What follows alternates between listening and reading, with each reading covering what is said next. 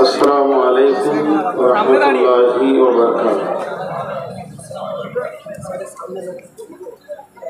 الحمد لله نحمده ونستعينه ونستغفره ونؤمن به ونتوكل عليه ونعوذ بالله من شرور أنفسنا ومن سيئات أعمالنا من يهده الله فلا مضل له ومن يضلله فلا هادي له وأشهد أن لا إله إلا الله وحده لا شريك له وأشهد أن محمدا عبده ورسوله الذي أرسله بالحق بشيرا ونذيرا وداعيا إلى الله بإذنه وسراجا منيرا أما بعد فإن خير الحديث كتاب الله وخير الهدي هدي محمد صلى الله عليه وسلم وشر الأمور محدثاتها وكل محدثة بدعة وكل بدعة ضلالة وكل ضلالة في النار. فقد قال الله تبارك وتعالى في كلامه المجيد وفرقانه الحميد. أعوذ بالله من الشيطان الرجيم.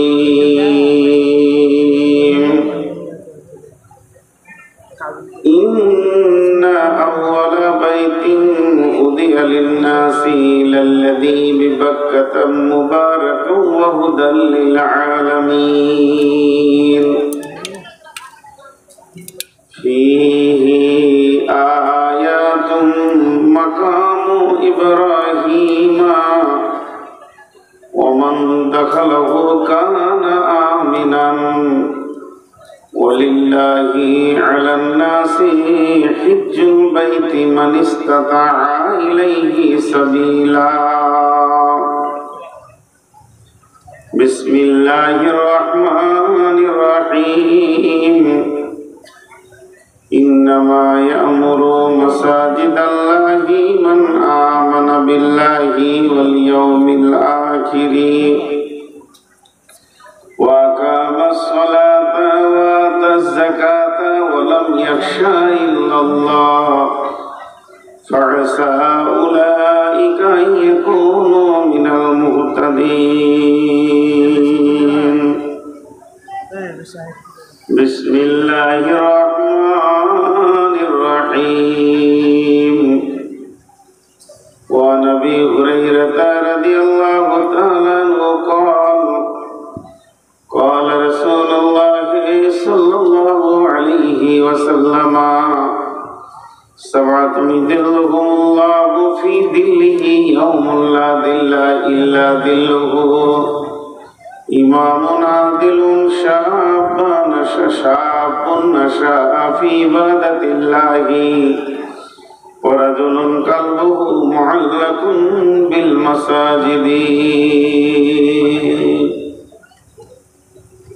بسم الله الرحمن الرحيم. وعن ابن عباس رضي الله تعالى عنه قال قال رسول الله صلى الله عليه وسلم من بنى لله مسجدا بنى الله له بيتا في الجنة মসজিদে ওই শুনলে আজান চল নামাজে চল দুঃখে পাবি সান্ত্বনা তুই বক্ষে পাবি বল রে মসজিদেতে চল হাজার কাজের ওসিলাতে নামাজ করিস কাজা খাজনা তার দিলি না গো যে দুনিয়ার রাজা তাকে পাঁচবারে তুই করবি স্মরণ তাতেও কেন ছল ওরে চল নামাজে চল দুঃখে পাবি সান্ত্বনা তুই বক্ষে পাবি বল ওরে মসজিদেতে চল কার তরে তুই মরিস খেটে কে হবে তোর সাথী বেনামাজির আন্ধার ঘরে কে জ্বালাবে বাতি হায় রে কে জ্বালাবে বাতি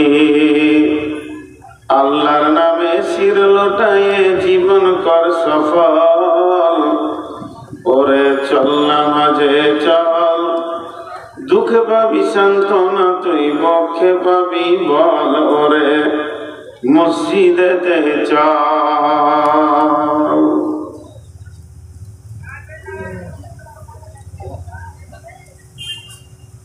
আজকের সভার সভাপতি উপস্থিত আলেম ওলামাবৃন্দ এবং সামনে আমার দিনদার ইমানদার মুমিন ভাই সকল পর্দা থেকে সুন্নেওয়ালি মুমিনা মা ও বোনেরা প্রশংসা গুণগান গুণকীর্তন স্তব স্তুতি সবকিছু আল্লাহ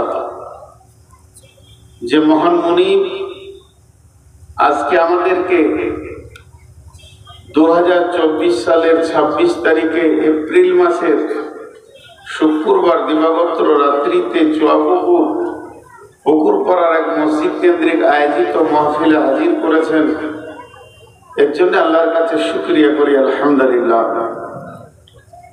দরুদ ও সালাম বর্ষিত হোক আখিরি পয়গম্বর নবী মুহাম্মদুর রাসূলুল্লাহ সাল্লাল্লাহু আলাইহি ওয়াসাল্লামের উপর আল্লাহুম্মা আমিন আল্লাহুম্মা সাল্লি আলাইহি আল্লাহুম্মা বারিক আলাইহি। মোহতারাম ভাই আজিজ ও বুজুর্গ দোস্ত, গ্রন্থ মুকুট আল কোরআন থেকে আপনাদের সামনে কয়েকটি আয়াত তেলাওয়াত করেছি,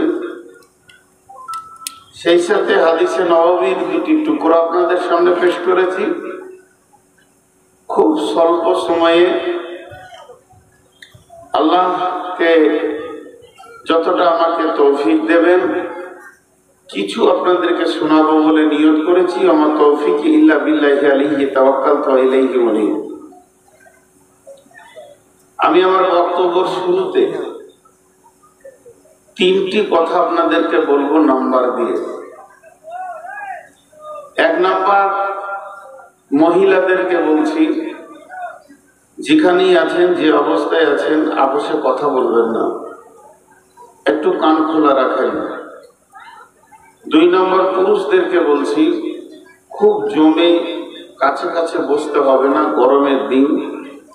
শীত হলে বলা যেত একদম জমে জমে বসে যান।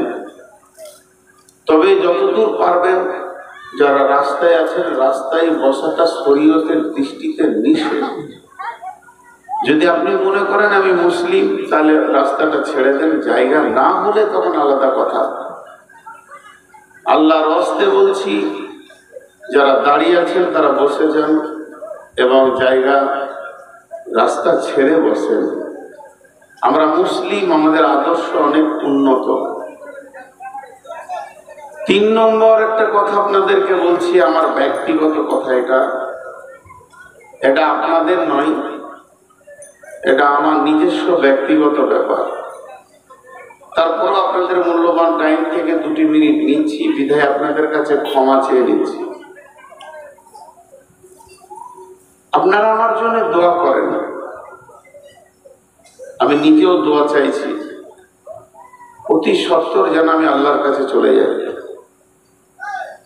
আমি নিজে বলছি, আল্লাহ তুমি আমাকে মাফ করো এবং আমার গুনাহগুলোকে ক্ষমা করো, আর অতি সত্বর তোমার গোলামকে তোমার কাছে নিয়ে নাও। আজকে 22 বছর সমাজকে নিয়ে চলছি, সমাজ নিজেকে ছাড়া আর কাউকে বুঝেনি। এই জায়গাটা দেখাবার নয়। 488 সুগার 3 দিন থেকে মাস্টার সাহেবকে আমি বলে আসছি যে আমাকে মাফ করেন, অন্য একটা বক্তা আমি পাঠিয়ে দিই। না, আপনি আসেন, আপনি আসলে আমি খুশি হব। উনি আমার কাছে যখন ডেট নেন ওনার চেহারাটা আমি দেখেছি, উনি যখন আমাকে দেখা করেন তখন ওনার চেহারাটা দেখেছি। তো যখনই ফোন করে ওই চেহারাটা ফুটে ওঠে, মনে কষ্ট হয়। এরকম একটা মুরব্বী মানুষ যার চুলদারি সাদা হয়ে গেছে, তাকে আল্লাহ পর্যন্ত ইজ্জত করেন, তা আমি সামান্য একটা মানুষ পারবো না? যাই, বড় কষ্ট করে এসেছি আজকে আপনাদের সামনে। জুমার কত প্রখর রোগ, জুমার নামাজ পড়ার পর বিছানায় শুইনি, একটু হালকা খেয়ে উঠে এসেছে। কিন্তু আমি যে অসুস্থ এটা কাউকে বোঝাতে পারছি না। যদি কেউ আমাকে এই ভাষাটা শিখিয়ে দিতে পারে যে এইভাবে বললে লোক বুঝে নেবে, আমি তার শিষ্য। আমার অনেক কষ্ট হচ্ছে, কারণ এটা আমি যে বুঝাতে পারছি না। 2 ঘন্টা বক্তব্য রাখছি, বুঝে নিচ্ছে, কিন্তু আমি অসুস্থ এটা বোঝাতে পারছি না। একটা মানুষকে কনসিডার করতে হয়। আমি ফেরেশতা নই, আমি ফেরেশতা নই, আমি মানুষগুলিই জন্ম নিয়েছি। রোগ, দুঃখ, সুখ, রাগ, হাসি, কান্না, বেদনা, প্রেম, প্রীতি, ভালোবাসা, উদ্দীপনা সব আমার মধ্যে আছে। কাম, রিপু কোনোটা বাদ নাই। আমারও জ্বর হয়, আমারও সর্দি হয়, আমারও মাথা ব্যথা হয়, আমিও কষ্ট পাই। আপনারা ভাবিয়েন না যে আমি চিরদিন সুস্থ থাকি। যখন আপনারা কোনো ডেট নেবেন, যদি বলি আজকে অসুস্থ, দেখুন কনসিডার। তাই এইটাই আপনাদের কাছে আমার আবেদন। আমি কাউকে খারাপ কিছু বলছি না, আমি এতটুকুই আপনাদের কাছে জানাতে চাইছি আমারও রোগ হয়।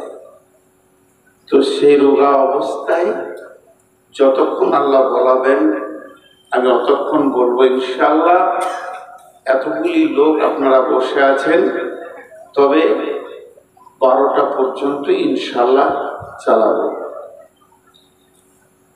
যে আয়াতগুলি আপনাদের সামনে পড়েছি এবং যে হাদিসে নববীটা পড়েছি, টোটাল সারাংশটাকে আপনাদের সামনে তুলে ধরার চেষ্টা করব। আপনারা দোয়া করবেন, আল্লাহ যেন দয়া করেন।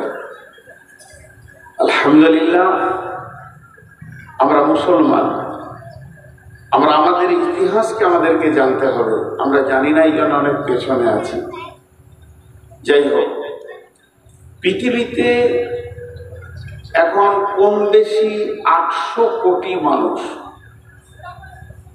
পৃথিবীতে এখন কম বেশি 800 কোটি মানুষ। এই 800 কোটি মানুষের ভিতরে প্রথম যিনি আল্লাহ যিনাকে বানান তার নাম হলো আদম। আদমের কাছ থেকে হাওয়াকে বানালো। আল্লাহ বলেন রিজালান কাসীরা ওয়া নিসা। এর থেকে ইয়া আইয়ুহান নাসু তাকু রাব্বাকুমুল্লাযী খালাকাকুম মিন নাফসিন ওয়াহিদাতিন ওয়া খালাকা মিনহা যাওজাহা ওয়া বাসসা মিনহুমা রিজালান কাসীরা ওয়া রিজালান ওয়া কাসীরা। আর দল দল আজকে মানুষ গিজ করছে। চায়না, চীন বলে একটা দেশ আছে, 2টো ভাইরাস পৃথিবীতে দিয়েছে। একটা দিল কি করোনা, যা গোটা কোনো রকম ইঞ্জেকশন নিয়ে হ্যাথ হুইট করে ওকে তেরে পারা গেল। কিন্তু আর একটা দিয়েছে টোটো। করোনা, টোটো দুটোই ভাইরাস। করোনা যেভাবে মানুষকে কষ্ট দিয়েছে, টোটো সেইভাবে সমাজকে কষ্ট দিয়েছে। আর আল্লাহ তাবারক ওয়া তাআলার কারিশমা, যার বিবেক মেরে দেয় তাকে টোটো কেনার পয়সা দেয়। ও মাঝে ছাড়া যাবে না রোডে, ওর হুঁশি নেই। ওর টাকা দেওয়ার আগে ওর বিবেকটা দুইটা মেরে দেয়, তারপরে টোটো কিনতে যাই। এই দুটি ভাইরাস বিশ্বকে ছড়িয়ে দিয়েছে চাইনা। আর ইংরেজরা যখন ভারতবর্ষ থেকে চলে গেল, দুইটা ভাইরাস দিয়ে গেছে, একটা হচ্ছে বিড়ি আর একটা হচ্ছে চা। পঙ্গু করে দিয়েছে জাতিকে। তো যাই হোক, পৃথিবীর প্রথম মানুষ হলো কে? আদম আলাইহিস সালাম। তেমনি আজকে পৃথিবীতে কতগুলি যে ঘর আছে এর কোনো হিসাব নেই, কিন্তু ঘরের আবার ক্যাটালগ আছে। এটা বসত বাড়ি, এটা বাথান বাড়ি, এটা ফ্ল্যাট, এটা হলো টাওয়ার, এটা হসপিটাল, এটা এয়ারপোর্ট, এটা railway station, school, college, university, সবগুলো কিন্তু বাড়ি। আমি নাম বলছি কিন্তু সবগুলোই বাড়ি। ইউনিভার্সিটি, বাস স্ট্যান্ড আর বিমানবন্দর, যা কিছু সবগুলোই বাড়ি। দোকান, এটাও বাড়ি। শোরুম, এটাও বাড়ি। শপিং মল, এটাও বাড়ি। এত বাড়ি হয়েছে, কিন্তু প্রথম বাড়ি কোনটা? এবং সেই বাড়িটা পৃথিবীর প্রথম বাড়ি আর হয়েছিল, কে বানিয়েছিলেন? সেই বাড়িটা হলো কাবা, আল্লাহ। কাবার নাম কাবা কেন? কাবা শব্দের অর্থ কি? কাবা শব্দের অর্থ হলো গুড়হালি। এই যে হাড়টা উঁচু হয়ে আছে পায়ের কাছে, গুড়হালি। কাবা মানে গুড়হালি। কাবা মানে গুড়হালি। কোরআনে আছে, ফাগসিলু উজুহাকুম ওয়া আইদিয়াকুম ইলাল মারাফিকি ওয়ামসাহু বিরুউসিকুম ওয়া আরজুলুকুম ইলাল কাবাইন। কাবাইন মানে দুইটি গোড়ালি। কাবা মানে একটা গোড়ালি, কাবাইন মানে দুইটি গোড়ালি। তোমরা দুটো গোড়ালি পর্যন্ত ধুয়ে নাও। তো কাবা মানে গোড়ালি। এই ঘরটা কখন বানানো হলো? এর দুইখানা ইতিহাস আছে, মতান্তর করা আছে।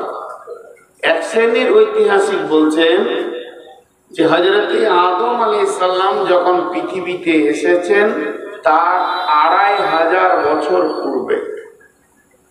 আদম পৃথিবীতে নয়, আদমকে জন্ম সৃষ্টি করার 2500 বছর পূর্বে। আর একজন বলছেন না, হযরত আদম আলাইহিস সালামের যেদিন জন্ম হয় ওই দিনই আল্লাহ কাবা, আদম আলাইহিস সালামকে যেদিন সৃষ্টি করেন ওই দিনই আল্লাহ কাবাকে বানান। তো কাবাকে বানালেন কিভাবে? কাবাকে প্রথম বানিয়েছেন ফেরেশতাতে, মানুষে নয়। যতদিন আদম সৃষ্টি হয়নি তার আগে 700 বছর জিনেরা দাপিয়ে দুনিয়া করেছে। এই দুনিয়া 700 বছর। তাদের মধ্যে অনেক নবীও ছিল, তারা কতল করে দিয়েছে, মেরে দিয়েছে, বহুত বেঈমানি করেছে। জিনদের মতো বেঈমান আর মৃত্যু আর ওদের মতো ব্যভিচার করনেওয়ালা পৃথিবীতে আর কেউ নাই। সব থেকে ব্যভিচার বেশি করে জিনেরা এবং তারা বেঈমান, মৃত্যু হয় বেশি।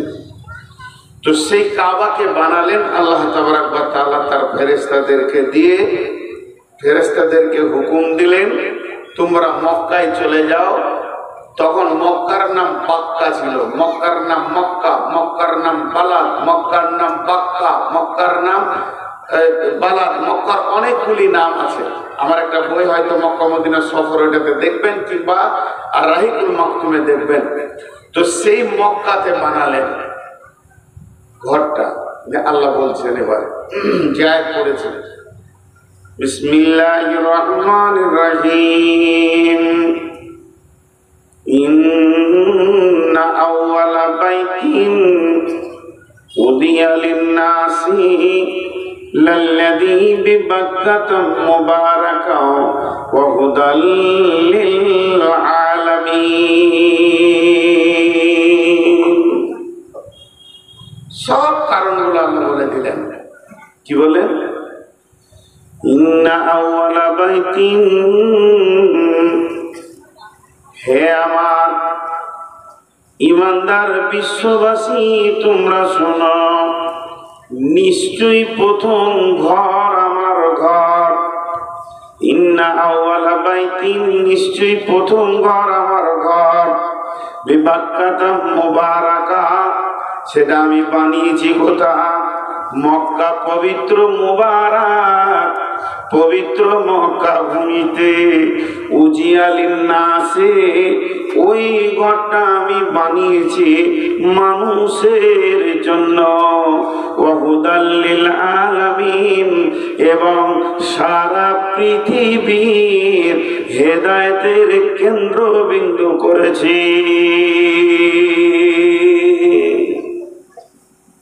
চারটা পাঁচটা কথা এখানে ঢুকে গেল, আমি এগুলোকে একটা একটা করে আপনাদের সামনে ভাঙিয়ে বলি। প্রথম নম্বরে ঢুকলো ঘরটা প্রথম তৈরি। তাহলে কি আল্লাহর ঘরের প্রয়োজন আছে? আপনার আমার যেমন বাড়ি ঘরের প্রয়োজন ঝড় বৃষ্টি রোদ থেকে বাঁচতে গেলে, তাহলে আমার আল্লাহর কি ঘরের প্রয়োজন আছে? আল্লাহর কি বিছানার প্রয়োজন? আল্লাহর কি খাটের প্রয়োজন? না। রব্বুল আলামিন আছেন কোথায়? আর রহমানুল আরশে ইস্তাওয়া, আমার রব আরশের মধ্যে রয়েছেন, সেখানেই তিনি সমাসীন। তবে তিনার কোন ঘরের দরকার নেই। মানুষের যেমন বস্তুর প্রয়োজন, আমার রবের কোনো প্রয়োজন নাই। প্রয়োজন শব্দটা রবের সঙ্গে লাগবে না।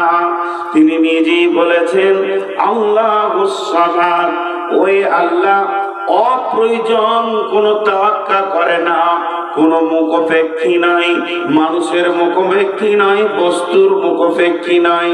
সারা পৃথিবী সাজদা করলে আল্লাহ আল্লাহ, সারা পৃথিবী সাজদা ছেড়ে দিলেও আল্লাহ আল্লাহ, সারা পৃথিবী আল্লাহর বিরুদ্ধে চলে গেল আল্লাহ আল্লাহ। এই জায়গাটা আল্লাহর কেউ কমাতে বাড়াতে পারবে না। অতএব আল্লাহর কোনো বস্তু বা ঘরের প্রয়োজন নাই। আল্লাহ এতটুকুই বললেন, ওই ঘরটা আমি রাখলাম, ওই ঘরটা আমি বানালাম উজিয়ালিন নাসি, মানুষের জন্য, বিবাক্কাতাম মুবারাকা, পবিত্র ভূমি মক্কাতে। এই ঘরটা আমার ঘর, কিন্তু মানুষের জন্য। ঘরটা আমাদের জন্য, ঘরটা আমাদের জন্য, আল্লাহর ঘর, কিন্তু জন্য আমাদের, প্রয়োজনটা আমাদের।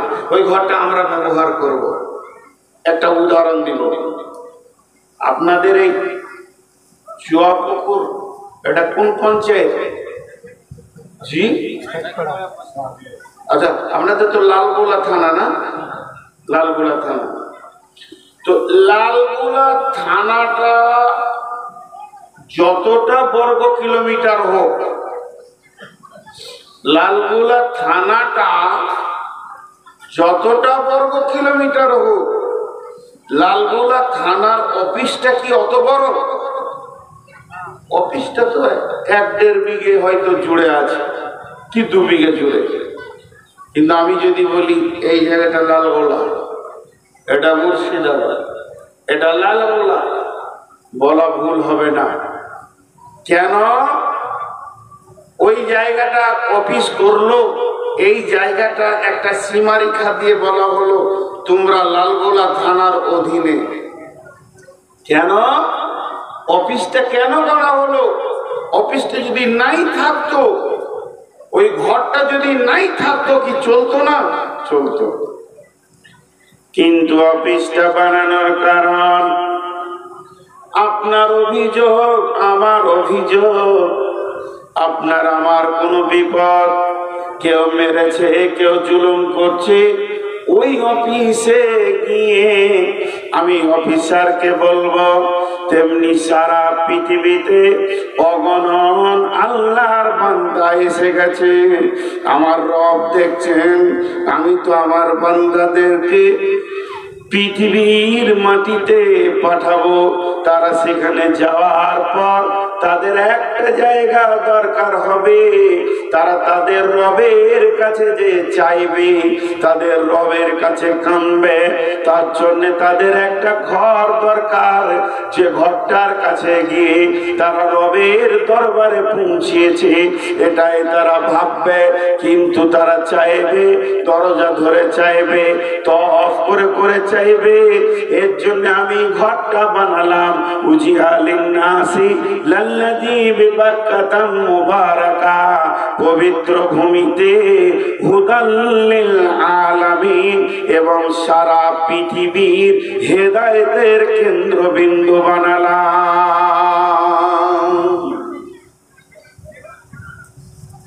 ছোট্ট একটা কথা বলে রাখছি, আমি জীবনে ফতোয়া দিই না, কিন্তু আমার এই ব্যক্তিগত ব্রেন থেকে একটা কথা বলে রাখছি। আমি যতটুকু উপলব্ধি পেয়েছি, খালি জেনে রাখবেন, একটা কথা বলছি, সেটা মুখস্থ করেলেন, ব্রেনে ভরেলেন। কাবার যে মুসাল্লাটা আছে, কাবার যে মুসাল্লাটা আছে, ওই মুসাল্লায় যে ইমাম, কিয়ামত পর্যন্ত যত ইমাম আসবে আল্লাহর রহমতের সহি আকীদার আসবে, আল্লাহর রহমতের সহি আকীদার আসবে।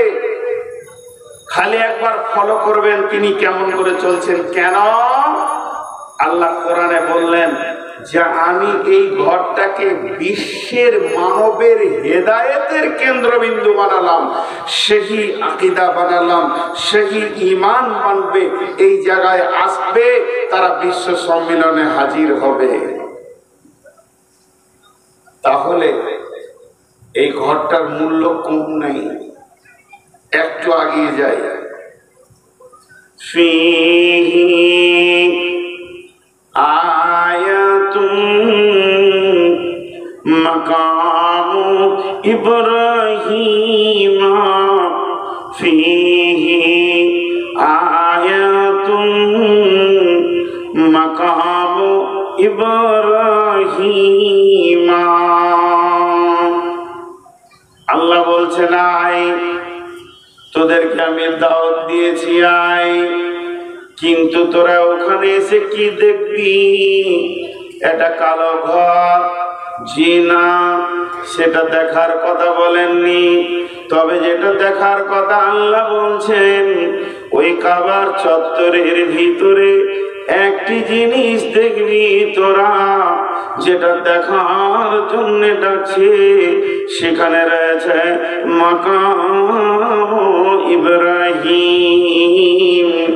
এতগুলি নবী চলে গেল, কম বেশি 1.5 লক্ষ নবী গেল, 1,24,000 গেল, যে যা বলবে বলুক না কেন, হযরত আদম থেকে নিয়ে শেষ নবী পর্যন্ত এতগুলো নবী গেলেন, এতগুলো রসুল গেলেন, কোন নবী বা রসুল ওই জায়গাতে কাবার চত্বরে জায়গা পেল না, তাকে স্থান দেওয়া হলো না, তার নামে কোন রেজিস্ট্রেশন হলো না, কোন একটু জায়গা দেওয়া হলো না। এটা মুসার জায়গা, ঈসার জায়গা, হারুনের জায়গা, দাউদের জায়গা, এটা নবী সুলাইমানের জায়গা, নবী সালেহের জায়গা বলা হলো না। একটা নবীকে কেন্দ্র করে বলা হলো ফীহি আয়াতুম মাকামু ইব্রাহিম, যেটা কাবার দরজা, ওই দরজার সামনে রয়েছে ইব্রাহিমের জায়গা।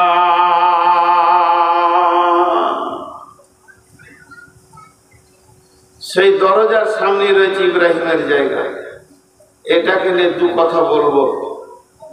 চুয়াপুকুরের যুবকরা এখন উঠে লেগেছে মসজিদকে কি করবে, মানে নতুন মসজিদ নয়, পুরাতন মসজিদকে ভেঙে আবার নতুন নির্মাণ দেবে। আলহামদুলিল্লাহ, ভালো কাজ, এবং এটা খুশির কাজ, এটা আনন্দের কাজ এবং নেকির কাজ, সব মিটে গেল। কিন্তু আমি যদি বলি চুয়াপুকুরের যুবকদেরকে জালসা বন্ধ করে দেবে, টাকা লাগবে না, মসজিদটা আমি একা বানাবো, 2.5 কোটি টাকা দিয়ে 3খানা মসজিদ বানালাম, এটাও আমি বানিয়ে দিব, জায়গাটা মেপে দাও, আপনাদের মন মতো মসজিদ হবে, দুতলা, তিনতলা, যেমন যেমন চাইবেন হবে, কিন্তু শর্ত হচ্ছে একটা, যেটা ইমামের মেহরাব হবে, ওই মেহরাবের সামনে 5 কি 7 ফুট বাই 7 ফুট জায়গাটা আমার ব্যক্তিগত থাকবে। কেউ মেনে নিতে পারবে? কেউ মেনে নিতে পারবে? মুখ খুলেন, পারবে না। মসজিদের ভিতরে আপনার ব্যক্তিগত জায়গা কেন হবে? কাবা শরীফের মসজিদ যেটা হারাম, মসজিদে হারাম যাকে বলা হয়, এখানে আবার অন্য কথা বেরিয়ে চলে আসবে হারাম কেন বলা হচ্ছে। ওখানে অনেক কিছু আছে, বিষয় আছে, সেটা আজকে আমার বিষয় নাই, সময় থাকলে বলবো। তো কাবা শরীফের ওখানে গোল করে নামাজ হয়। তো বোঝানোর জন্য বলছি, টেবিলটা যদি কাবা শরীফ হয় তো গোল করে রাউন্ডে শুরু হয়ে গেল কাতার।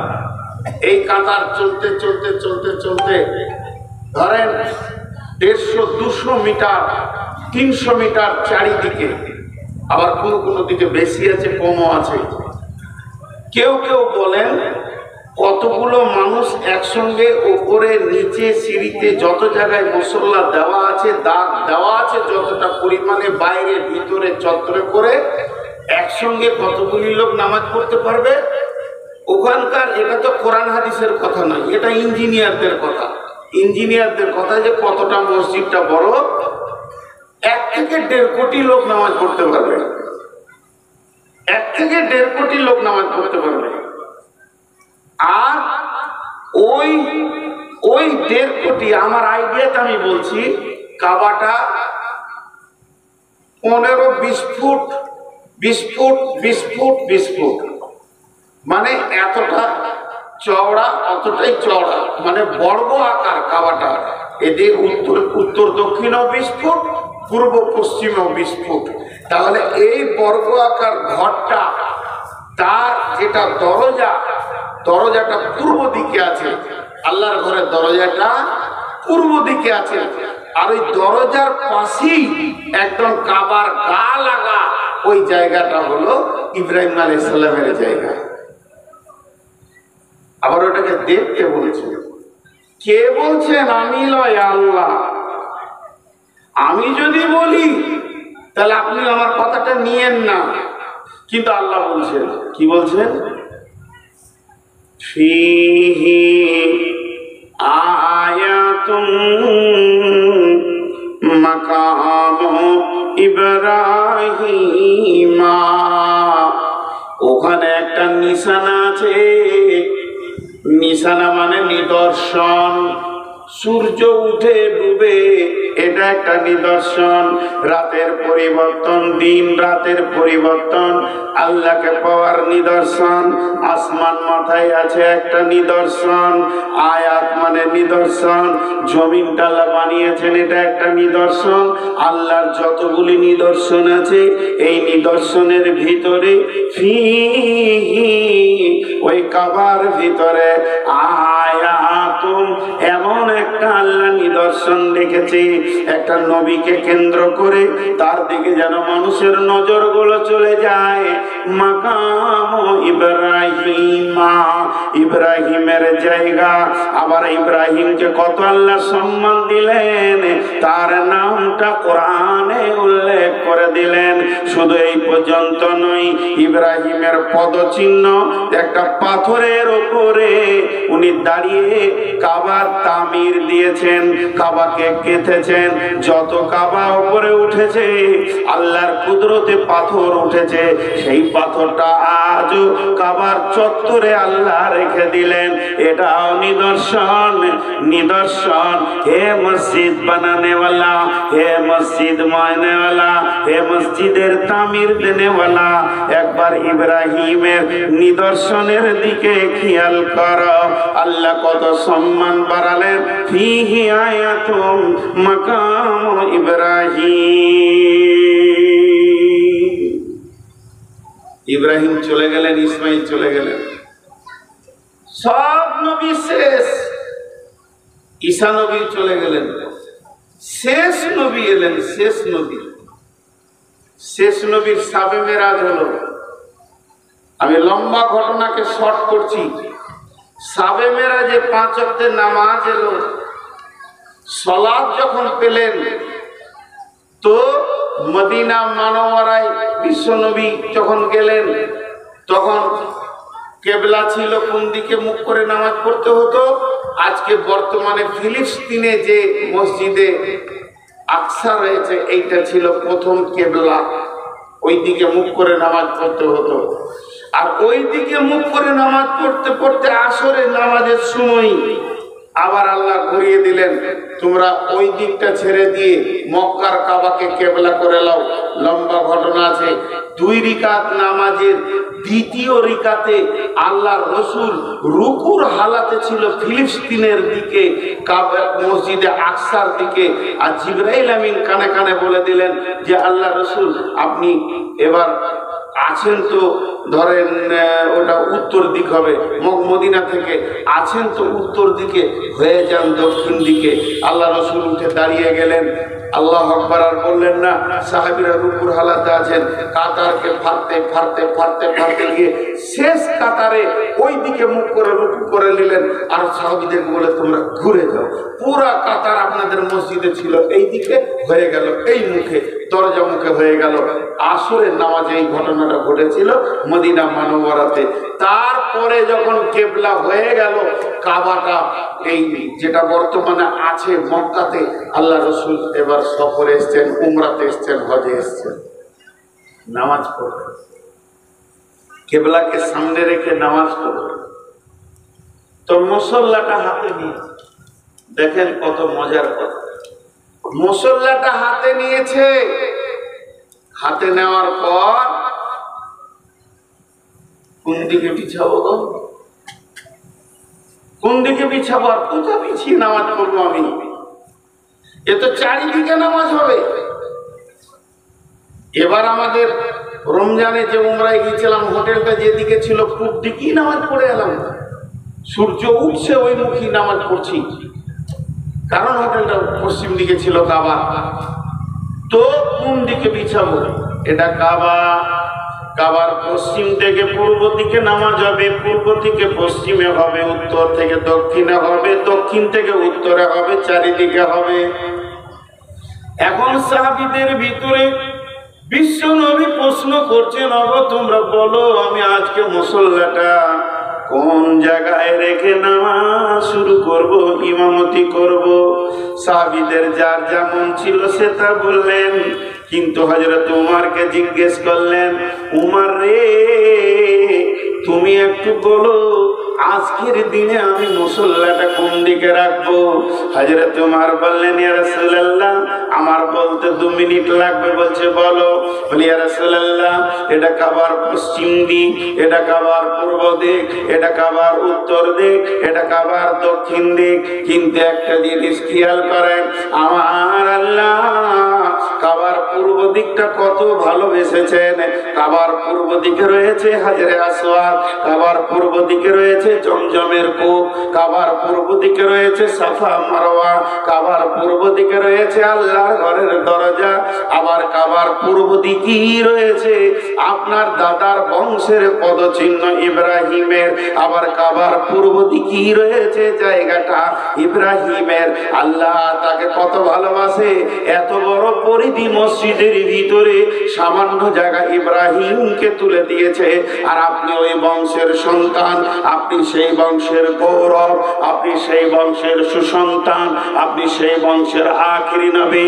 আর হযরতে ইব্রাহিম চোখের পানিতে কাবার তামির দিতে গিয়ে কেঁদে বলেছিলেন, সূরা বাকারায় আছে আয়াত মুখস্থ নাই ভাই, সূরা বাকারায় আল্লাহ বলেছেন হযরত ইব্রাহিম 3খানা দোয়া করেছিলেন, তার মধ্যে একটা দোয়া ছিল আমার ইসমাইলের বংশধরের প্রতীক চিহ্ন যেন পৃথিবী থেকে নিশ্চিহ্ন না হয়ে যায়, ইসমাইলকে যেন আল্লাহ কায়েম রাখো, আমার ইসমাইলের নাম যেন কিয়ামত কিয়ামত পর্যন্ত থাকে।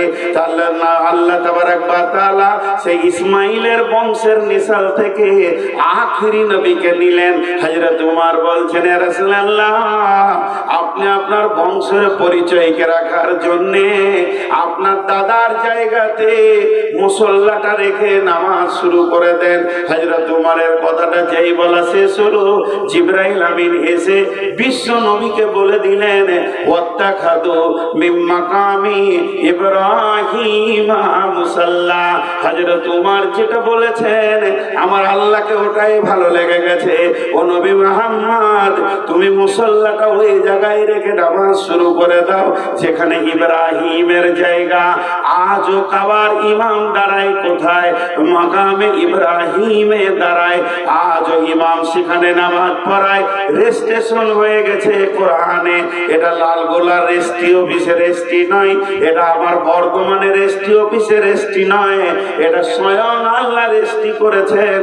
দুইটি জিনিসকে কোরআনে পৃথিবীর কোন বাদশা কেটে দিতে পারবে না, পৃথিবীর কোন নবী কেটে দিতে পারবে না।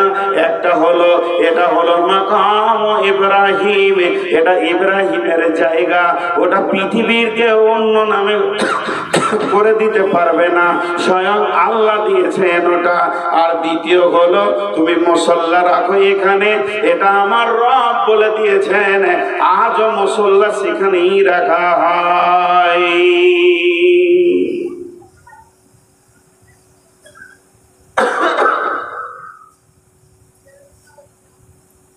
আজও রাখা হয়। মাঝে একটা ছোট কথা বলে নিব, মনে খারাপ কিছু নিয়ে না, ক্ষমা চেয়ে বলছি, হাত পা গুলো ধরে। উমরা যদি করেন তো খেপার সঙ্গী দেন, এইটুকুই বলে রাখলাম। বিজনেসম্যান যদি মনে করেন তো করে নিতে পারেন, বিজনেসের নিয়তে নামিনি। ইতিহাস যেগুলো বলি ওখানে ওইগুলি দেখিয়ে দিয়ে এইটা মাকামে ইব্রাহিম। তো যাই হোক, যে কথা আপনাদের সামনে বলছিলাম, তা আল্লাহ আবার ওইটার কথা কোরআনে তুলে কি বললেন? ওয়ালিল্লাহি আলান নাসি হিজ্জুল বাইতি মান ইসতাতাআ ইলাইহি সাবিলা। হে বিশ্ববাসী রে, হে বিশ্ববাসী রে, আমি তোমাদের দাওয়াত দিলাম, আমার ঘরে তোমরা এসো, আমার ঘরে তোমরা এসো। যদি তোমাদের ইস্তাতাত আমার ঘরে পৌঁছানোর ক্ষমতা হয়ে যায়, হে আমার গোলামের দল, তোমরা আমার ঘরে এসো। এসো। তাহলে ওখানে ডাকলেন কেন? এইগুলো দেখবেন। এগুলো দেখলে কি হবে? আপনার জজবা বাড়বে, ইমানি জজবা। তো যাই হোক, মুফাসসিরিনদের মত হচ্ছে হযরত ইব্রাহিম আলাইহিস সালামকে এত সম্মান দেওয়ার কারণটা কি? যে যত নবী এসেছিলেন সব থেকে বেশি ইব্রাহিম আলাইহিস সালামকে পরীক্ষা করা হয়েছিল। 113 বার পরীক্ষা করা হয়েছে। আর প্রত্যেকটি পরীক্ষাতে উনি স্কলার ছিলেন। তার মধ্যে 13 বার কঠিন, তার থেকে কঠিন 3 বার। সেই 3 বারের ভিতরে একটা বার হচ্ছে ছেলের গলাতে, বাচ্চার গলাতে ছুরি দেওয়া। কোরআন বলছে এটা সহি জয়ীফের নয়। জি, সন্তানের গলাতে একবার ভাবেন তো, আপনি আপনার বাচ্চাটাকে সামনে রেখে, বেটার সহ তো তোমাকে জবাই করবো আমি আল্লাহর জন্য। এই পরীক্ষাগুলো তেনার উপরে হয়েছিল, এই জন্য এই সম্মান। তা আমি আপনাদের সামনে এই ইতিহাসটা কেন নিলাম? আজকে আপনারা সেই ইতিহাসে নামতে চলেছেন। আমার নসিবই খারাপ। ওই চাওয়াল আপনি উঠেন, আপনি উঠেন, দাঁড়ান, দাঁড়ান, একদম বাইরে। খুব শিয়ান আমার, ভাবছি হয়তো দেখতে পাই না, আমার কাজই ওই সোজা লালগোলা স্টেশন, নাহলে বহরমপুর। তো এটা হলো একটা ছোট্ট ইতিহাস বললাম। কেন বললাম? বিভিন্ন জিনিসকে নিয়ে মতান্তর হয়েছে, বেশ কিছু জিনিস নিয়ে। মসজিদ পৃথিবীর প্রথম কোনটা? কেউ বলছে কাবাটা, কাবা তো কেবলা, ওখানে যে মসজিদটা আছে মসজিদটার নাম হারাম, মসজিদটা বল বলছে এইটা প্রথম। আর একটা দলিল এসছে পৃথিবীর প্রথম মসজিদ হচ্ছে মসজিদে নববী। কিন্তু আরো একটা দলিল আছে, এই রসুলের কমপ্লিটলি ইসলাম যখন এসেছে তখনকার প্রথম মসজিদ মসজিদে কুবা। নানা রকম কথা। যাই হোক, মসজিদ বিশ্বনবী বানিয়ে গেছেন, বিশ্বনবী বানিয়ে গেছেন। আল্লাহ বলছেন বিসমিল্লাহির রহমানির রহিম, ইন্নামা ইয়ামুরু মাসাজিদাল্লাহি মান আমানা বিল্লাহি ওয়াল ইয়াউমিল আখির ওয়া আকামাস সালাতা ওয়া আতাজ যাকাতা ওয়া লাম ইয়াখশা ইল্লাল্লাহ ফাআসা উলাইকা আইয়াকুনু মিনাল মুহতাদিন। মাঝে একটা কথা ছাড়া গেছে বলেনি, এই কাবাটা অনেকবার বানানো হয়েছে, কিন্তু একবার দুবার নয়, অনেকবার অনেকবার। আদমের জামানায় হয়েছে, সব নবীর জামানায় ওটাকে মানে আপনারা যেমন মসজিদকে বানাচ্ছেন এইভাবে বানানো হয়েছে। শেষ নবীর জামানাতে হয়েছে, শেষ নবীর বাচ্চা অবস্থায় হয়েছে, ইতিহাস আছে। তো বিভিন্ন ভাবে বানানো হয়েছে। তো তার মধ্যে আল্লাহ এবার কি বলছেন, যারা মসজিদ বানাবে তাদেরকে বলছেন, আপনাদেরকে একটা ছোট্ট করে কথা জিজ্ঞেস করি, একটু হালকা আওয়াজে উত্তর দিবেন, চিল্লাতে হবে না, যাতে করে আমি বুঝতে পারবো যে আপনারা মন দিয়ে শুনছেন। সেটা হচ্ছে যে মসজিদ ভাঙা গোনা না নাকি? ভাঙা মসজিদ ভাঙা গোনা না নাকি? কোনো উত্তর পেলাম না। আচ্ছা, আপনারা চুপ করে আছেন কি করে? ধৈর্য কথা বলছেন না কেন? আরে ভাই, আপনি যদি কথা না বলেন আমাকে কেমন লাগবে? আমি যদি আপনার কথার উত্তর না দিই আপনাকে কেমন লাগবে? মসজিদ ভাঙা গোনা না নাকি? গোনা। আর বানানো নাকি? এটাই আমরা জানি। তামির, ইন্নামা ইয়ামুরু, ইয়ামুরু শব্দের অর্থ হলো মসজিদের কল্যাণকর হবে ওরা, কল্যাণকর, ভালাই করবে, দেখভাল করবে, বানাবে শব্দ নয়। তাহলে প্রয়োজনে ভাঙতে হবে, তখন ভাঙলে নেই, আবার করতে হবে, করলে নেই। এখন এই মসজিদটা ভাঙতে হবে, অর্ডার হয়েছে, টাকা পয়সা হয়ে গেছে, মাল এসে গেছে। জি, আমাদের এলাকায় আমি যে মসজিদ করলাম তো দুইটা মসজিদ, তিনটা মসজিদ ভেঙেই বানানো হলো। একটা জিসিবিকে বললাম যে ভাই মসজিদটা কালকে ভেঙে দাও, বলছে ওই কাজ কি আমি করি? ওখানে কি বুঝবে? অনেকবার বললাম তুমি যা নেবে নেবে, খালি ভেঙে ট্র্যাক্টরে তুলে দাও। না হুজুর, আপনি যা বলবেন সব করবো, কিন্তু এই কাজ করতে পারবো না। ওর ধারণাটাই খারাপ। মসজিদ ভাঙলে নাকি এখন যদি মসজিদটা ভাঙতে হয় লেবার খরচা হবে 20,000 টাকা, কিন্তু যুবকরা বলছে না আমরা ভেঙে দিব, কাউকে দিব না।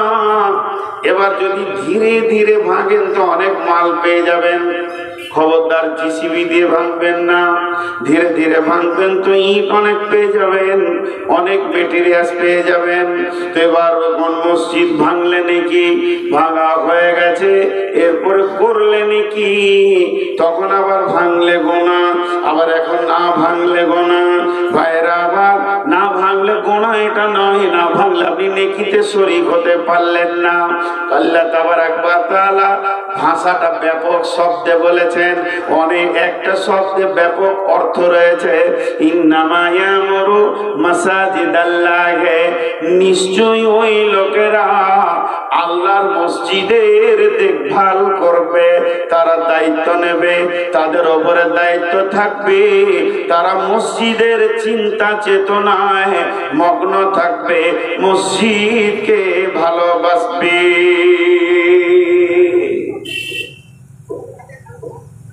আমি কাউকে টার্গেট করে বলছি না, বক্তব্যের বিষয়টাই বলছি। আপনাদের এলাকায় বেনামাজি মসজিদ কমিটি আছে? এত চুপ কেন? ওটা তো দ্বিতীয়বার জিজ্ঞেস করলো, প্রথমবার জিজ্ঞেস করলো তখন চুপ কেন? বেনামাজি মসজিদ কমিটি আছে?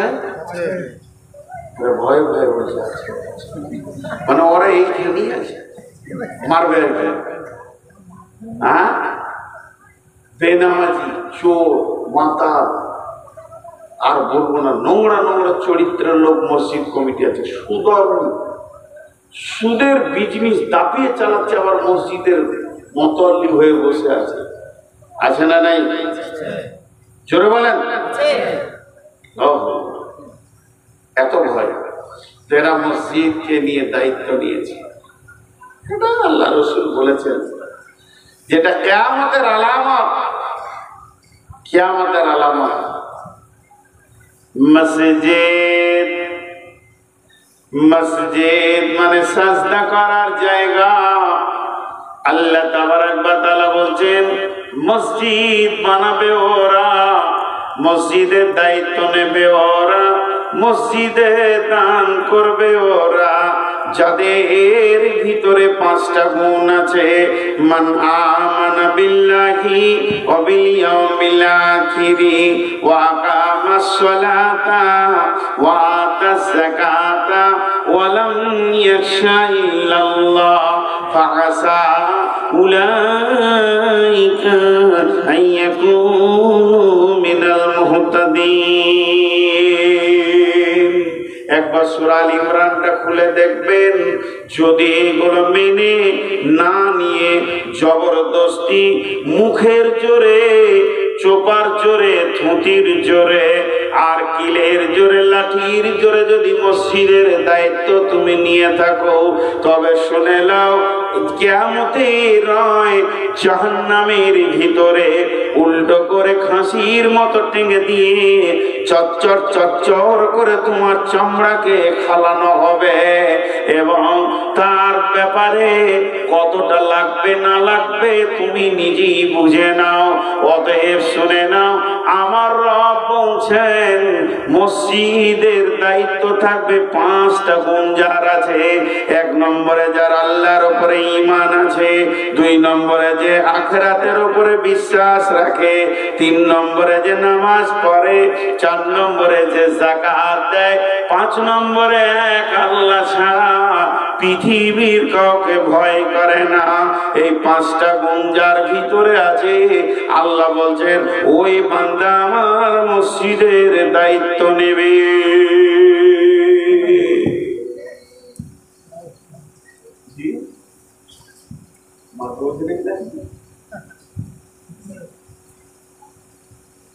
মারিয়ে না, কতক্ষণ হলো? আধা ঘন্টা হলো।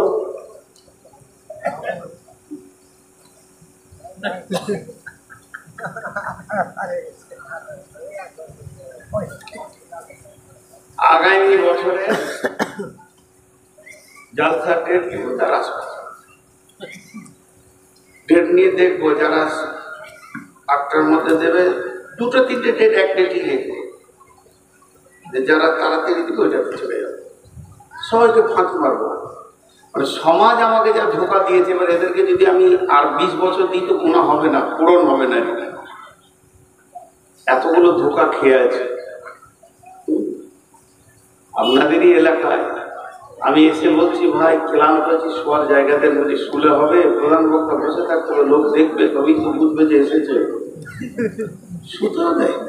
আপনার এলাকায় কান ধরেছি, জীবন আর যায় না, 6বার ফোন করেছে, আমি বসতে পারবো, বলছে না, স্পেশাল ঘর থাকবে না। বুঝতে পারছি, আজকে এসিতে ছিলাম। তো যাই হোক, মসজিদে বানাতে গেলে 5টা গুণ থাকতে হবে। সেই 5টা গুণ আমাদেরকে ভেবে দেখে নিতে হবে। আল্লাহর প্রতি ঈমান, আল্লাহর প্রতি ঈমান থাকতে হবে। সবারই তো ঈমান আছে। আল্লাহ টাকাগুলো গুটি ভরে নিয়েছেন নাকি? টাকাগুলো কই নিয়েছ? তাহলে কি করে কি করবে? দেন 100-200 টাকা কেউ দান করবেন তো করেন, চট করে 500-1000 দেখেন। এই টাকাটার দিকে এবার টাকা, এরা কিন্তু টাকাটা আমাকে দেয়, এটা দিয়েছে কাকে? আল্লাহ। কাকে দিয়েছে? আপনারা আমার সঙ্গে কথা বলেন, এই টাকাটা দিয়েছে কাকে? আল্লাহ। কোথায় ছিলি ভাই? বাড়িতে এত লেটে আছে, আমার দুয়ারই পাইনি তখন থেকে। যা আমার মিষ্টি খেয়ে। তো এই টাকাটা, হ্যাঁ হ্যাঁ, আমার পরে তোর বায়না হয়ে যাবে। এখন কালেকশন করবো, কালেকশন যা আবার হয়ে গেছে, আর কালেকশন করবো। এই টাকাটা দিয়েছে আল্লাহ। এবার এই টাকাটা আমি হাত দিতে যাচ্ছি, আমি মসজিদ কমিটি সেক্রেটারি, এই পর্যন্ত এসেছে। উদাহরণটা দিচ্ছি এবং আয়াতের সঙ্গে মিলাচ্ছি। টাকাটা আমি নিব, নিয়ে আমার কাছে রাখবো বা আমানত রাখবো, কাজে লাগাবো, মসজিদের কাজ করবো। যখন এই টাকাটা হাত দিতে গেছি, মনে করেন বলছি, আবার মনে করেন বলছি, মানে একটু মনে মনে ধরতে হবে। আল্লাহ বলছে এই দাঁড়া, এই টাকার মালিক হলো আল্লাহ।